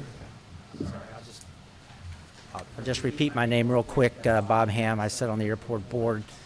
Proud to sit behind Andrew and very pleased to hear what I heard. But there's an issue that I want you to at least consider in addition, and that is the issue of safety. We have a 6,000-foot and 6,003-foot runway out there, but 700 feet of that runway is displaced threshold, which means you can take off on it, but you can't land on it, which creates a safety issue for. Don't worry about the little guys. I can land an airplane at 500 feet, but we have 18 jets out there now, and Judge, your comment on economic development should not be overlooked. That number of jets could grow if we had a longer runway, but we can't have a longer runway and operate safely with those types of aircraft if we don't have that land. So I'm not as articulate as Andrew, but I didn't hear that in the conversation, and I just wanted to make sure that you were aware of that. Thank you for your time. I have a speaking request from John Berner. Jeff Berner. Jeff Berner. I'm not for or against this. Jeff Berner, 517 Valley. I'm not really for or against it because I don't really know all the facts, but I do know a thing or two about eminent domain. And what I would warn y'all about is it true public use, or is it just partial public use, or is it just for economic development? I would argue that. If I was them, I would argue against that. And I would always argue what the government thinks my property's worth. Always argue it. And I say this because, to me, this really does become a power grab. And I, too, have a long memory. Thank you. Any other discussion? Okay. We've got a motion and a second. Those in favor of approving the resolution for eminent domain for the airport as presented, say aye. Aye. Opposed? Unanimous. Thank you, Andrew. Thank you. I hope your negotiations go well. Well, if they don't, we're on the fast track to get a hearing. Okay. I do too. We're chattering, but you can't hear that we're optimistic about our negotiations. The next item on the agenda is item 1.23. Consider, discuss, and take appropriate action to call a special meeting in coordination with Kendall County Commissioners Court regarding the formation of a 391, Chapter 391 Sub-Regional Planning Commission in order to answer all questions and concerns regarding the formation of a SRPC and to take any necessary action to progress the formation of the Hill Country Energy Sub-Regional Planning Commission that has been under study. Mr. Paces. Yep. Well, this court has discussed the battery energy storage system issue several times now. We unanimously approved 2 resolutions, one that went to Representative-elect Wes Verdell and the other that went to TCEQ, basically opposing BESS. And, we heard back from TCEQ basically that said, well, they don't have a role to play in permitting for one of these battery storage facilities. And that's part of the problem. I mean, there are very little regulations on these battery storage facilities, which is why we need the help of the state legislature to put some regulations in place. Now, the last time that we brought a resolution to try to form a 391 SRPC, the court wanted to better understand what was involved. There were some comments wanting to see some bylaws. But we did sign a resolution that said we would further study it. Now, the next step here, again, we've had a number of meetings with various individuals involved and concerned, and also with a couple of the Kendall County commissioners. And what has been proposed now is to get both Kendall County Commissioners Court and Kerr County Commissioners Court in the same room to kind of hammer out, hear from various people involved and concerned, including lawyers, and hopefully come away with a path forward to actually forming a Chapter 391 Sub-Regional Planning Commission, which I believe Commissioner-elect Holt was the one who came up with the name about Hill Country Energy Sub-Regional Planning Commission. Anyway, it's a good name. And I'm still trying to get this to move forward, and I've got a couple dates that have been proposed, which would be November 19th or November 20th in the afternoon, 1 to 3 at the Comfort Library, which has been a good kind of central point for folks from both commissioner courts to meet and come together.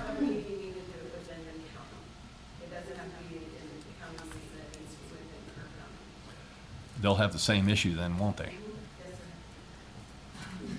So how do we get around it? Give me a solution, not a problem. You have 2 meetings in 10.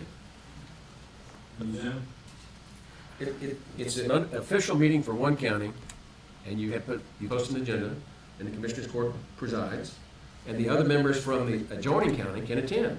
Yeah. But they're not there in their official capacity.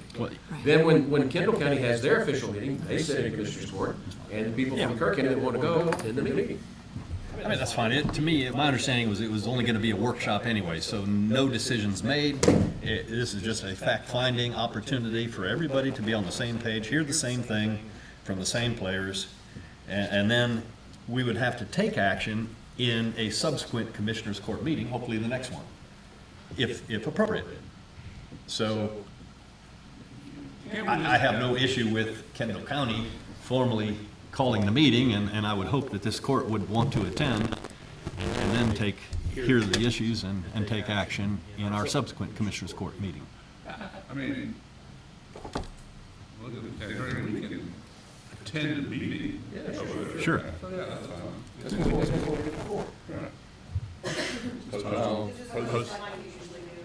It was one post that we made either. Mr. Kimbrough. We need to go to the podium. Sorry. You ought to talk about closed session before you talk about it. That's my recommendation. Or not, you said your call. Well, we want to talk. This is There's our attorney. a lot of We're here to people talk from him the in public executive interested. session. I'm happy You to have talk some people about it in the open. I do. We have some people who want to talk. But the definition of deliberation of the Open Meetings Act means you listen.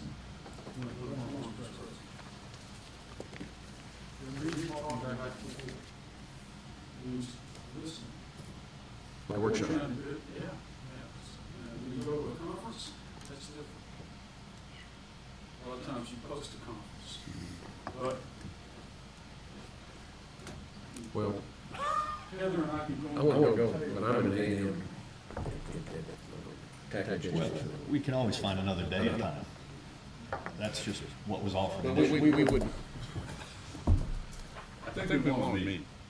Look at the definitions in the case law and the AG opinions about deliberation, and that'll tell what you need to do. Are we being advised that we can't meet, or I'm not clear on this? It's being suggested that you wait till a closed session to get an opinion about that topic. Which I believe is also suggested. You don't have to. You don't have to. You can ask ask you flat out, and I'll tell you flat out. If that's what you want. Go up there and tell us. Yeah, you bet. You wanna see it up in the room? I think the public needs to see the face behind the name.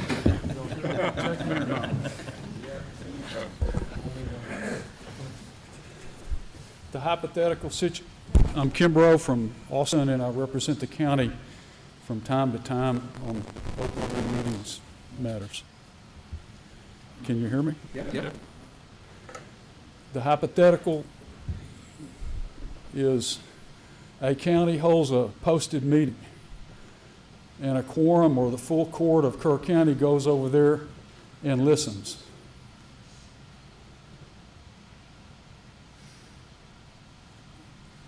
Is that it?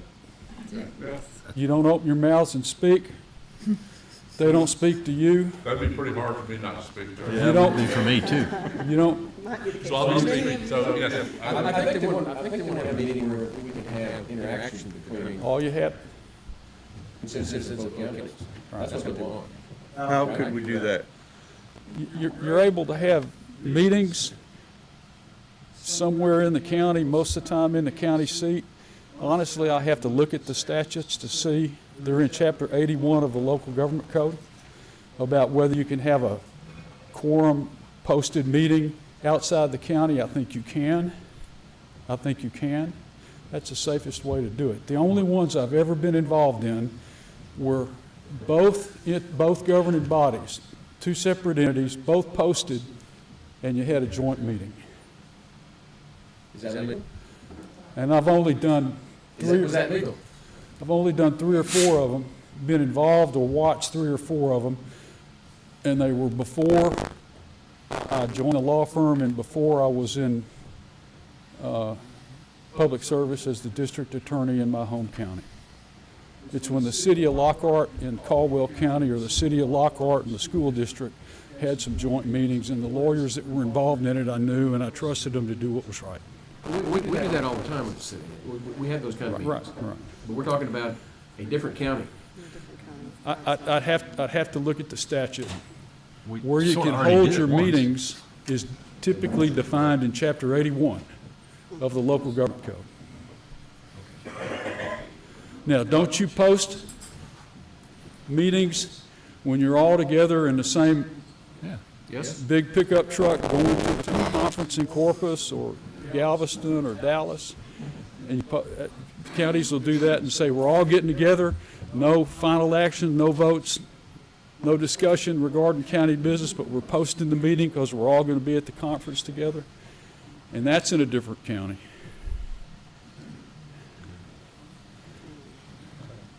Chuck, we don't all ride in the same truck to any meeting. I've got some clients where they do. I'm sure we're going to have to talk about that in executive session. Ms. Stebbins, do you have anything to add at this point? No, sir. I got a bunch of people here that want to talk to us, and I want to try to get them up there. So, Chuck, if you would, just wait. Step aside. Okay. I don't know if I got these in order, so forgive me. First person is Jeff Berner.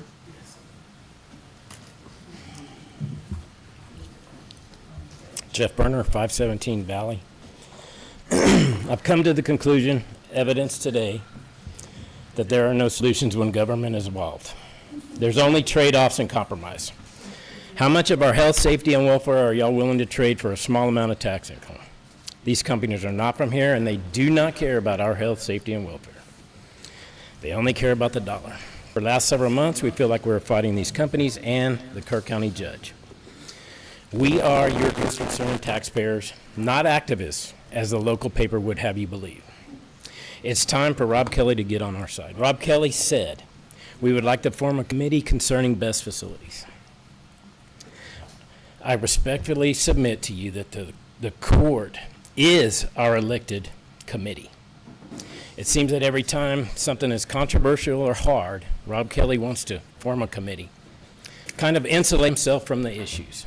We would just prefer you make a decision. You're either us or you're them. Seems like you'll fight to the death over a road name. How about you fight for us? Well, I guess that was on topic.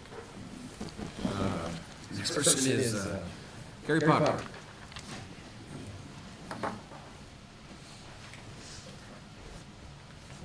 Carrie Potter for 28 China Street in Center Point. So you probably are going to kick yourself because you appointed me to the ESD 3 as a commissioner, and since then I've kind of tried to educate myself, which becomes dangerous. But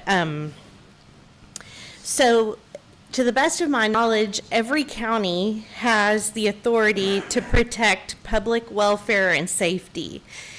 And in regards to these BESS facilities, that's exactly what we need to be doing, protecting Center Point, Harper, Mountain Home. I know Harper's in Gillespie, but anyway, we're all being inundated, and the unincorporated areas are the ones that are going to suffer because we have no protection. So I attended an ESD legislative event on October the 15th in Austin, and it was a poor turnout for it to be all ESDs invited. There were only about 40 of us out of the state that attended this event.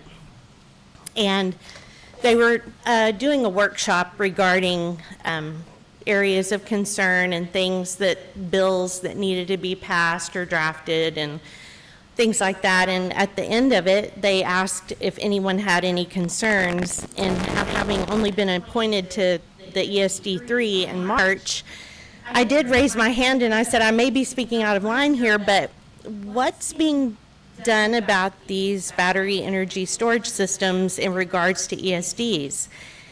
And the attorney that handled the event said, well, that's a really good question.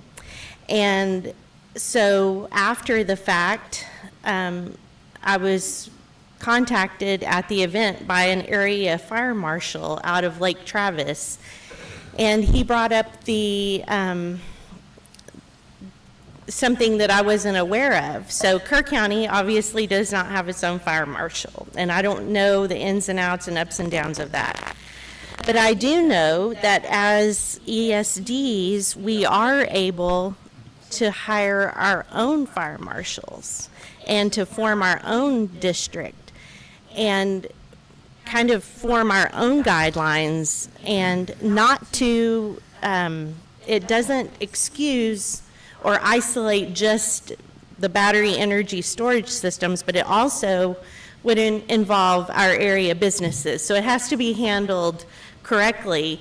But I just want to encourage any opportunity that our leaders have to get together, aside from the legality of it, is a good thing in my opinion, because that way we can at least show that we have a really big concern about this. And as my good buddy Tom Moser was in here a couple of months ago, and he and I actually agreed on something for once, but it was about the fact that these things are going to be obsolete in a couple of years, and then we're going to be left with the homeowners, if they're leasing, are going to have a big environmental remediation concern that they may not be able to afford. So I really want you to consider approving this and moving forward with Chuck's guidance, of course. But anyway, thank you. Thank you. And Kerry, I'll tell you, I corresponded with Tom yesterday, and he's all on board. He says anything he could do to help push this forward. He couldn't be here today, but he's behind it. And I'm just going to add that as one of Kerry's constituents, I'm very proud of what our commissioner has done for ESD number 3. So thank you for speaking out and taking action. I think what you're doing is great. Keep it up. Okay, now remember, the topic is just to set a public hearing. I know. The next speaker I've got here is Joe, is it Reebok? Rex. Sorry. So I'm Joe Rexack, 277 Willow Bend, Center Point. And I want to tag on to your comment, Judge Kelly, which I really appreciated it, talking about responsible development, because that's what this fits under. And we're kind of in the middle, working our way out. Because if you look at how we got here, because I had to think about how on earth do we get to this option? We went from the concern for fossil fuel to taking on a hazard of a battery.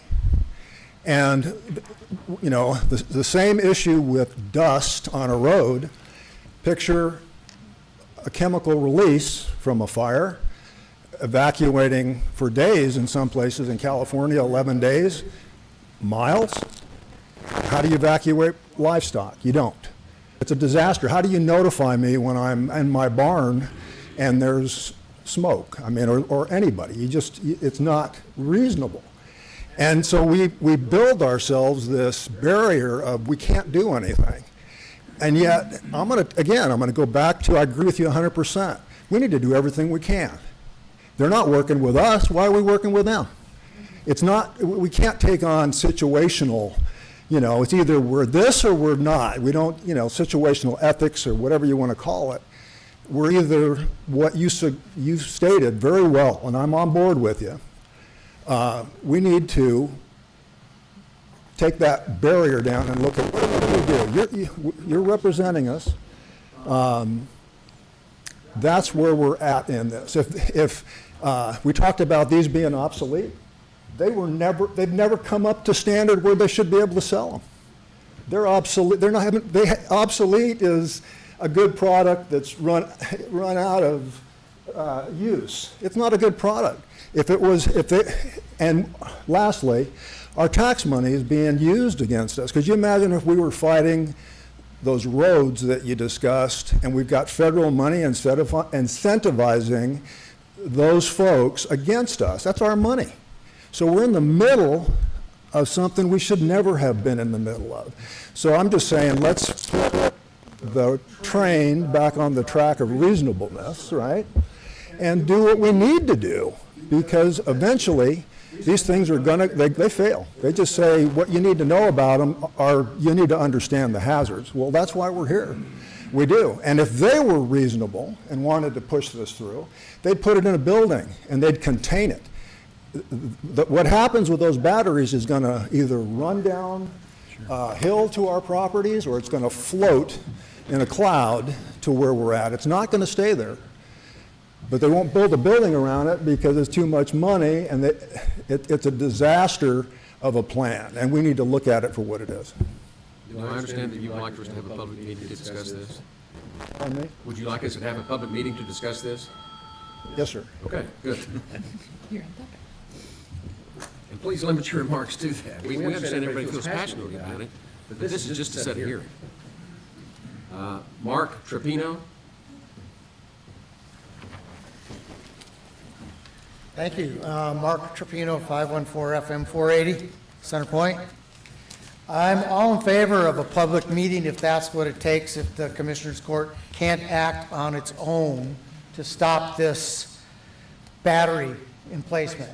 I mean, I think most people have covered the fact that there's little to no economic benefit to the community for that battery plant. It doesn't offer any jobs. It's a serious threat to health and safety of the community. And I guess I would get to my most important point just right away, because we all know the danger of the The only point topic. that we can talk about today really is, don't you want us to have a public meeting to talk about this? Already said he did. I do if that's what it takes. Yeah, because this frankly is an immoral project. First of all, the batteries are made in China. The lithium is dug up in China. Why don't we have any lithium? We have one lithium plant in the United States, in Nevada, one. They use slave labor or child labor or really underpaid labor, and they don't adhere to any of our kind of labor practices or practices for the environment. We should have no part in this. And if we have to have a committee and do this 391 thing, let's do it. Let's get it done. Let's not have a bunch of lawyer talk. Let's get together and get these counties together to put a stop to this kind of stuff. This is a subsidized project that benefits a few people, including China, who is our avowed enemy, and does not benefit the larger community at large. So, thank you. Thank you. Kerr Smearback.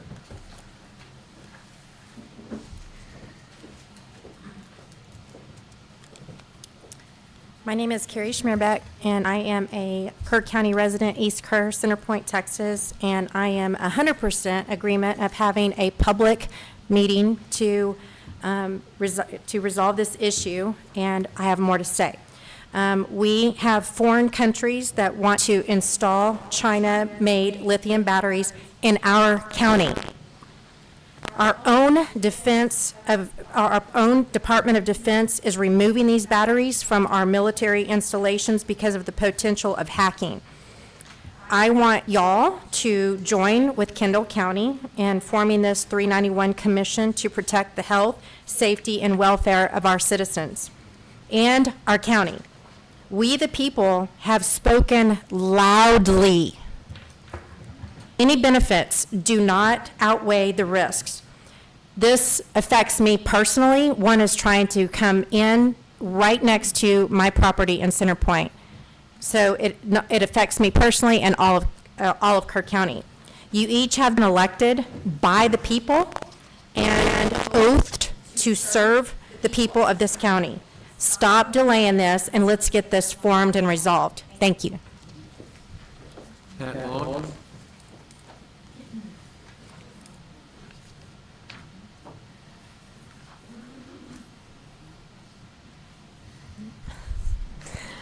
Pat Long, 237 Willow Bend, which brings us really, really close to home.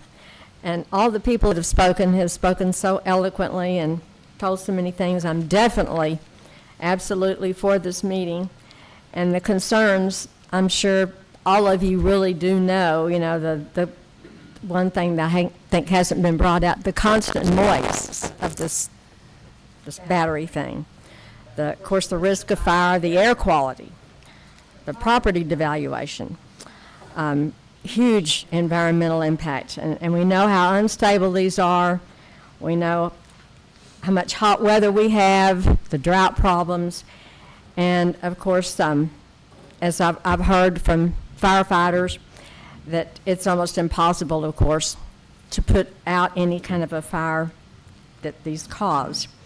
And our real wonderful rural firefighters have said that they certainly are not equipped for doing anything to this, to put out this fire. And as has been brought out so well before, the fact that they're made in China, not exactly a country we can trust. And another fact, that the power from this is so minimal that it would only last a couple of hours. And many people, I think, don't realize that fact. That's why this meeting is so important, having a meeting. It's definitely not worth the instability, the danger, the environmental devastation, to air, water, this irritable noise factor. So please, please, let's not allow this here. Please don't do this to us who are the taxpayers. Thank you. Linda Bullard.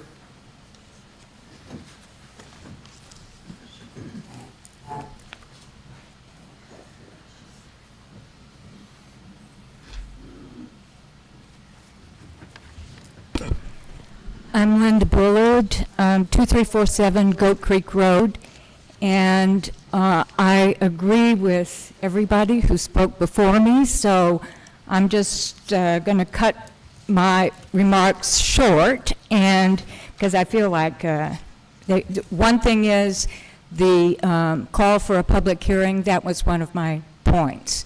We really I totally support the formation of the 391 Commission. I applaud you for the steps you've taken and the leadership and initiative to get together with Kendall County and address this. It's basically the only tool we've got, and it's a good one.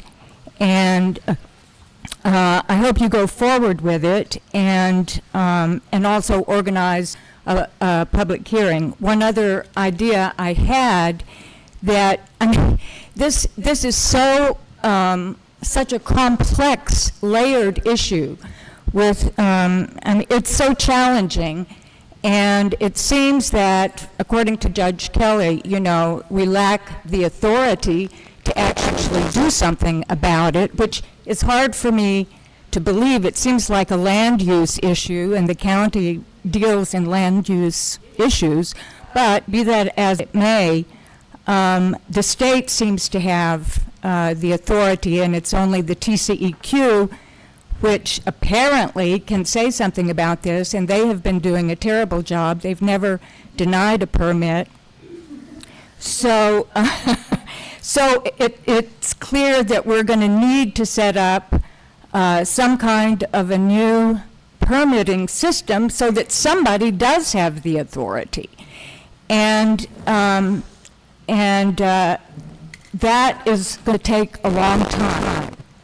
And in the meantime, I mean, we know, I mean, to get a legislative permitting process and all that goes into that could take years, actually, or a couple of years. So in the meantime, and I know other counties have looked at this, we need something like an injunction or a moratorium to prevent the BES from going forward, to prevent a fait accompli during this this legislative vacuum that we're in, so that when we get it all worked out, we don't come and find that it's too late, you know.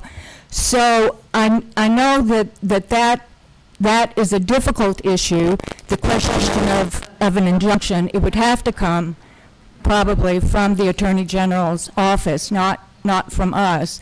But it's something that I'd like for you to address together with Kendall County, so that we can slow this thing down to get it, if we need to protect ourselves in the meantime. So anyway, thank you for tackling this head on, and to everybody who spoke before. I mean, I'm glad to be living here, and I am a property owner, by the way. I have agricultural land on a live stream. And I know, Judge Kelly, that you're concerned about being sued, but I really want, you know, my interests as an agricultural landowner to be weighed in this too, the right to have clean water for the cows. And so, thank you. Thank you. Oh, and can we get the bylaws that are going to be, is there a draft bylaws? You mentioned that. Not that I've seen, but I understand They're being prepared, so shortly they should be, I hope, released. What? I hope to have something, again, it'll only be draft, but I'm working on that with Kendall County Commissioners, or a commissioner. Okay. Any more discussion? Then those in favor of setting the public meeting, we don't have a date right now, right? Well, I gave you a couple, but you said that they may not work, so I may have to go back. I've got a conference. I mean, what was proposed by Kendall County was November 19th or November 20th from 1 to 3 in the afternoon. I would like to participate in the meeting, but I'm my prior commitments. You have an alternative day or time that I can go back to them with? That's always helpful. I'm pretty wide open, so. As a general rule, Wednesdays are pretty good. I don't have regular scheduled documents on Wednesdays. And, let's see, what's that, the 19th? That's the 20th. Except for that But it week. needs to be in the morning. Except that week, except that that week. week. He's out, he's in training that whole week. Oh, That's you're what in he training. said. Right, Yeah. yeah. You can do the 27th. That'd be I could. Before Thanksgiving. day before Thanksgiving. Yeah, the only problem That's there gonna is be we tough. missed the next commissioners court in case there was an opportunity to bring something back. How about evening meeting where most of the public can attend? He's still gonna be out of town. Any possibility on the, you're out the whole week? Yeah, it's the It's a tack training. tack training at A&M. Vince Young Forgot what the name of the horse. V.G. Young. I'd recommend, Mr. Place, why don't you give a, you know, put out some dates. I mean, I'm fine with the evening, it doesn't make any difference to me, other than, you know, Yeah. we've got a fit schedule. I personally think an evening meeting would be better. In terms of public participation. Well, Give it then maybe coordinate between Jody and their court administrator. do we all have to be there? Well, it's a nice to have. It No, would we be don't. great to have everybody there, but, I mean, we're running out of time. We got Thanksgiving the next week, another commissioner's court. I was hoping to get it done before. We've the talked 25th. about this for months and haven't got a damn thing done. And, we need to move. So what's your suggestion? Go with the 20th. Even though the judge can't be there, can you be there? On the 20th, I can do the 19th, it's a lot better for me. But I can, If it's in the evening, I can do either day. I can do the 19th. Ann? Hold on a second. I just think if we delay anymore, it's just. Disagree. I think what we need, I mean, the meeting's great, but we need to have something to look at, what a document is to how it works, what it works, maybe the bylaws will cover all that. That's the, Yeah, I can't we go have to various something I don't documents. see. It's gotta be something in writing. Exactly. All right. I'll get you that. The conference starts on the 20th. So you can I'm look looking at at the actual conference. We did an evening one on the 19th. Can you make it on the You're 19th? probably gonna drive up the evening before though, no? Well- Does it start at 8? I drove up last time I went. I can't do the 20th, I could do the 19th. Well, what I need is a What I'm hearing is motion the and a 19th. second to do something. Well, if you'll give me a date that's suitable, I'll make a motion. 19th. All right, then I move that we go back to Kendall County and propose a joint meeting on November 19th at 5 in the evening? Either 5 or 1, so if they can't do it, if they don't wanna do it evening, let's go ahead and. Okay. People that work can't make the 1 o'clock. I understand that. Yeah. Well, anyway, And a lot of people ask me, why do we have Commissioners Court in the middle of the day? I understand. Well, we'll see what they come back with. So either at 1 or at 5 on November 19th. But I think, I mean, I second. Thank you. Okay, we've got a motion and a second to call a public meeting with Kendall County for November the 19th, at either 1 o'clock in the afternoon or 5 o'clock in the afternoon. Yeah. and the, we'll ask him, okay, when you're setting up the meeting, if you want a public comment portion, or is this gonna be more trying, the county's trying to figure out how to move forward? Yeah, Because good that's a point. big, I mean, it'll change the meeting. I don't know, I think we've already heard from the public, we have a pretty good idea, they want us to do something, so now it's the mechanics, how is it gonna work? Okay, so it's And more- what are the concerns that members of both courts have? And, you know, I think we can provide answers to those concerns. So probably not a lot of public comment, but anyway, I just want. I mean, we could leave a little bit of time, but, you know, you want to limit it. I think everybody knows the issues. We just need to get on it. All right, fair enough. Motion and a second in place. Those in favor, say aye. Aye. Those opposed, motion carries. With that, we'll move on to the approval agenda.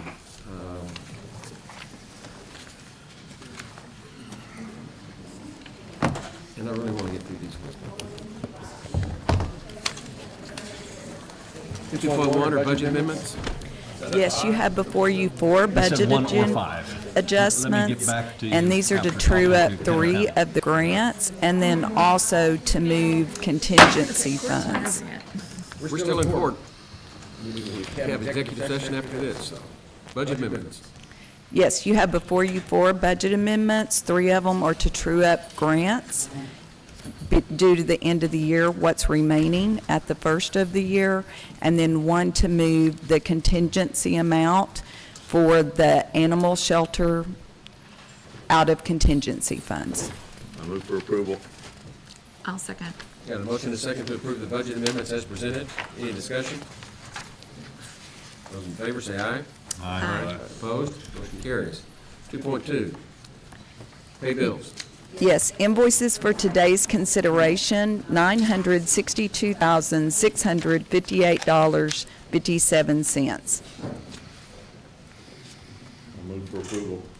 We've got a motion and a second to approve paying the bills as presented. Any discussion? Those in favor say aye. Aye. Aye. Opposed? Motion carries. Late bills There are not any.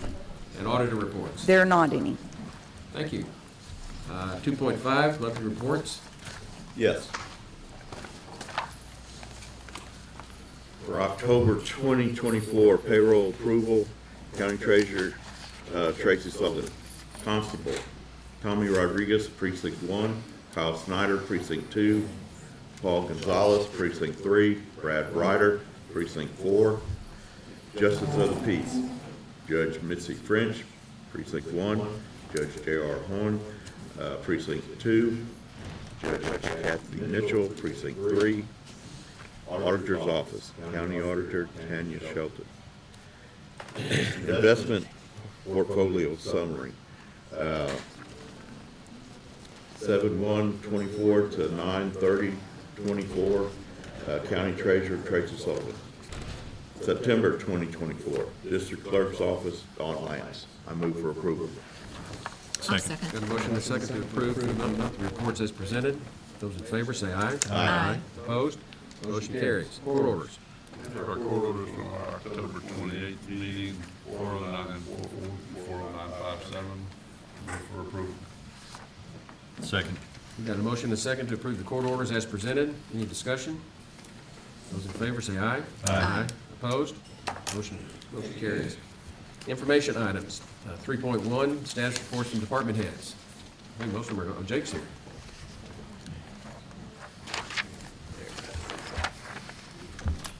Thank you for your time. Just a quick note, we have been working on some maintenance issues with the Expo Hall roof. We've had some leaks that have come in the last year, quite substantial in our frame of mind. We've done some work trying to find out why those leaks occurred. We had hoped it was our flat roof that had failed. We did a water test, and those results have come back that it has passed. So we're on to the next phase of what's causing it, which is going to be the screws to the main roof over the Expo Hall. We did get one quick quote at the end of last fiscal year for this, as it's not a budgeted item. Those screws were only guaranteed or rated for roughly 10 years, as the show barn and Expo Hall are now over 10 years old. We're at that point of failure. So it's just a quick note for information that we are continuing to work on trying to mitigate and fix these leaks, but we are at a point where it's going to cost a good amount of money to re-screw the entire roof. So Jake, help me understand, is this the big expo hall, or is it that area between the expo hall and the indoor arena? So yeah, if everybody's been in the Expo Hall, you've seen all of our missing roof tiles. That's the flat portion of the Expo Hall, which is what led us to investigate that area. What we found out is water's coming through the roof and running down to that area. So it looks as if it's at the flat portion, but it's coming off the slant roof. Probably the flashing with the rain gutters. We had this very similar problem with the show barn. There was about $11,000 fix a couple years ago. So, difference in cost for a Band-Aid or fixing what exactly is wrong, or going through a re-screw of the whole roof is where we're at, so that we don't run into this for another 10 years. What you're telling us is we've got a problem and you're going to come bring a proposal to us.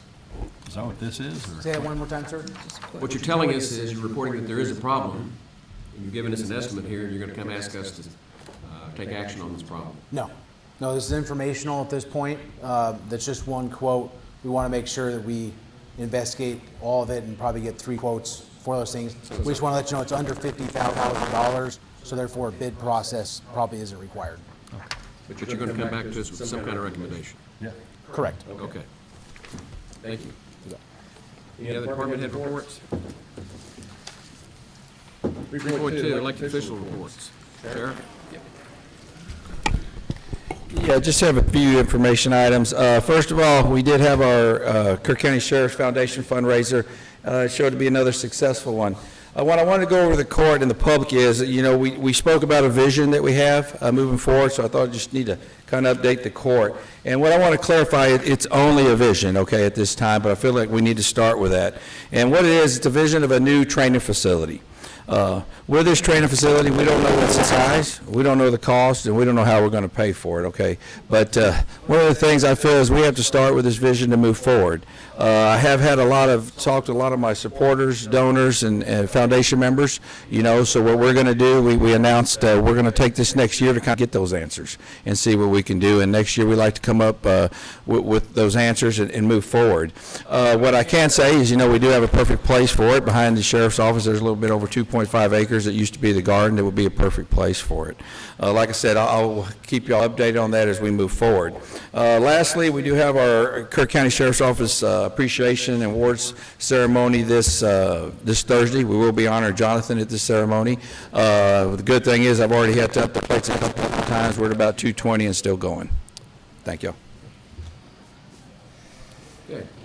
Any other elected officials? Liaison commissioners. Just a couple of minor things. Mountain Home VFD did pick up the Swiftwater Response boat, so it's now in their hands, and they're gearing up to do some training with it.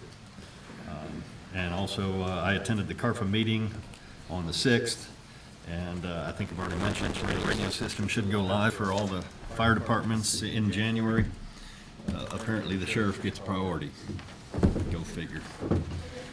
And then, again, they raised a lot of concerns about the battery energy storage systems and how they would fight the fire, about the toxins that are released, and how even, you know, where they have had, not our people, but other people have been fighting these fire, how it contaminated the bunker gear, requiring some very specialized cleaning or and replacement. And you consider that a full set of bunker gear is between $12,000 and $15,000. It ain't cheap. So anyway, a lot of concern there. That's it. Anything else? Okay, with that, we're going to adjourn into executive session.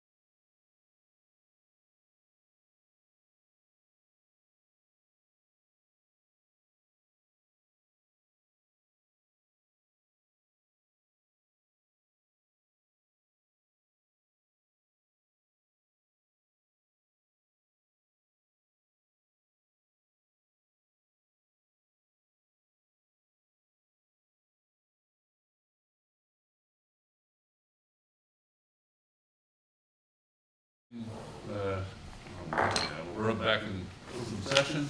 I do not believe there is anything, any action to be taken on executive session.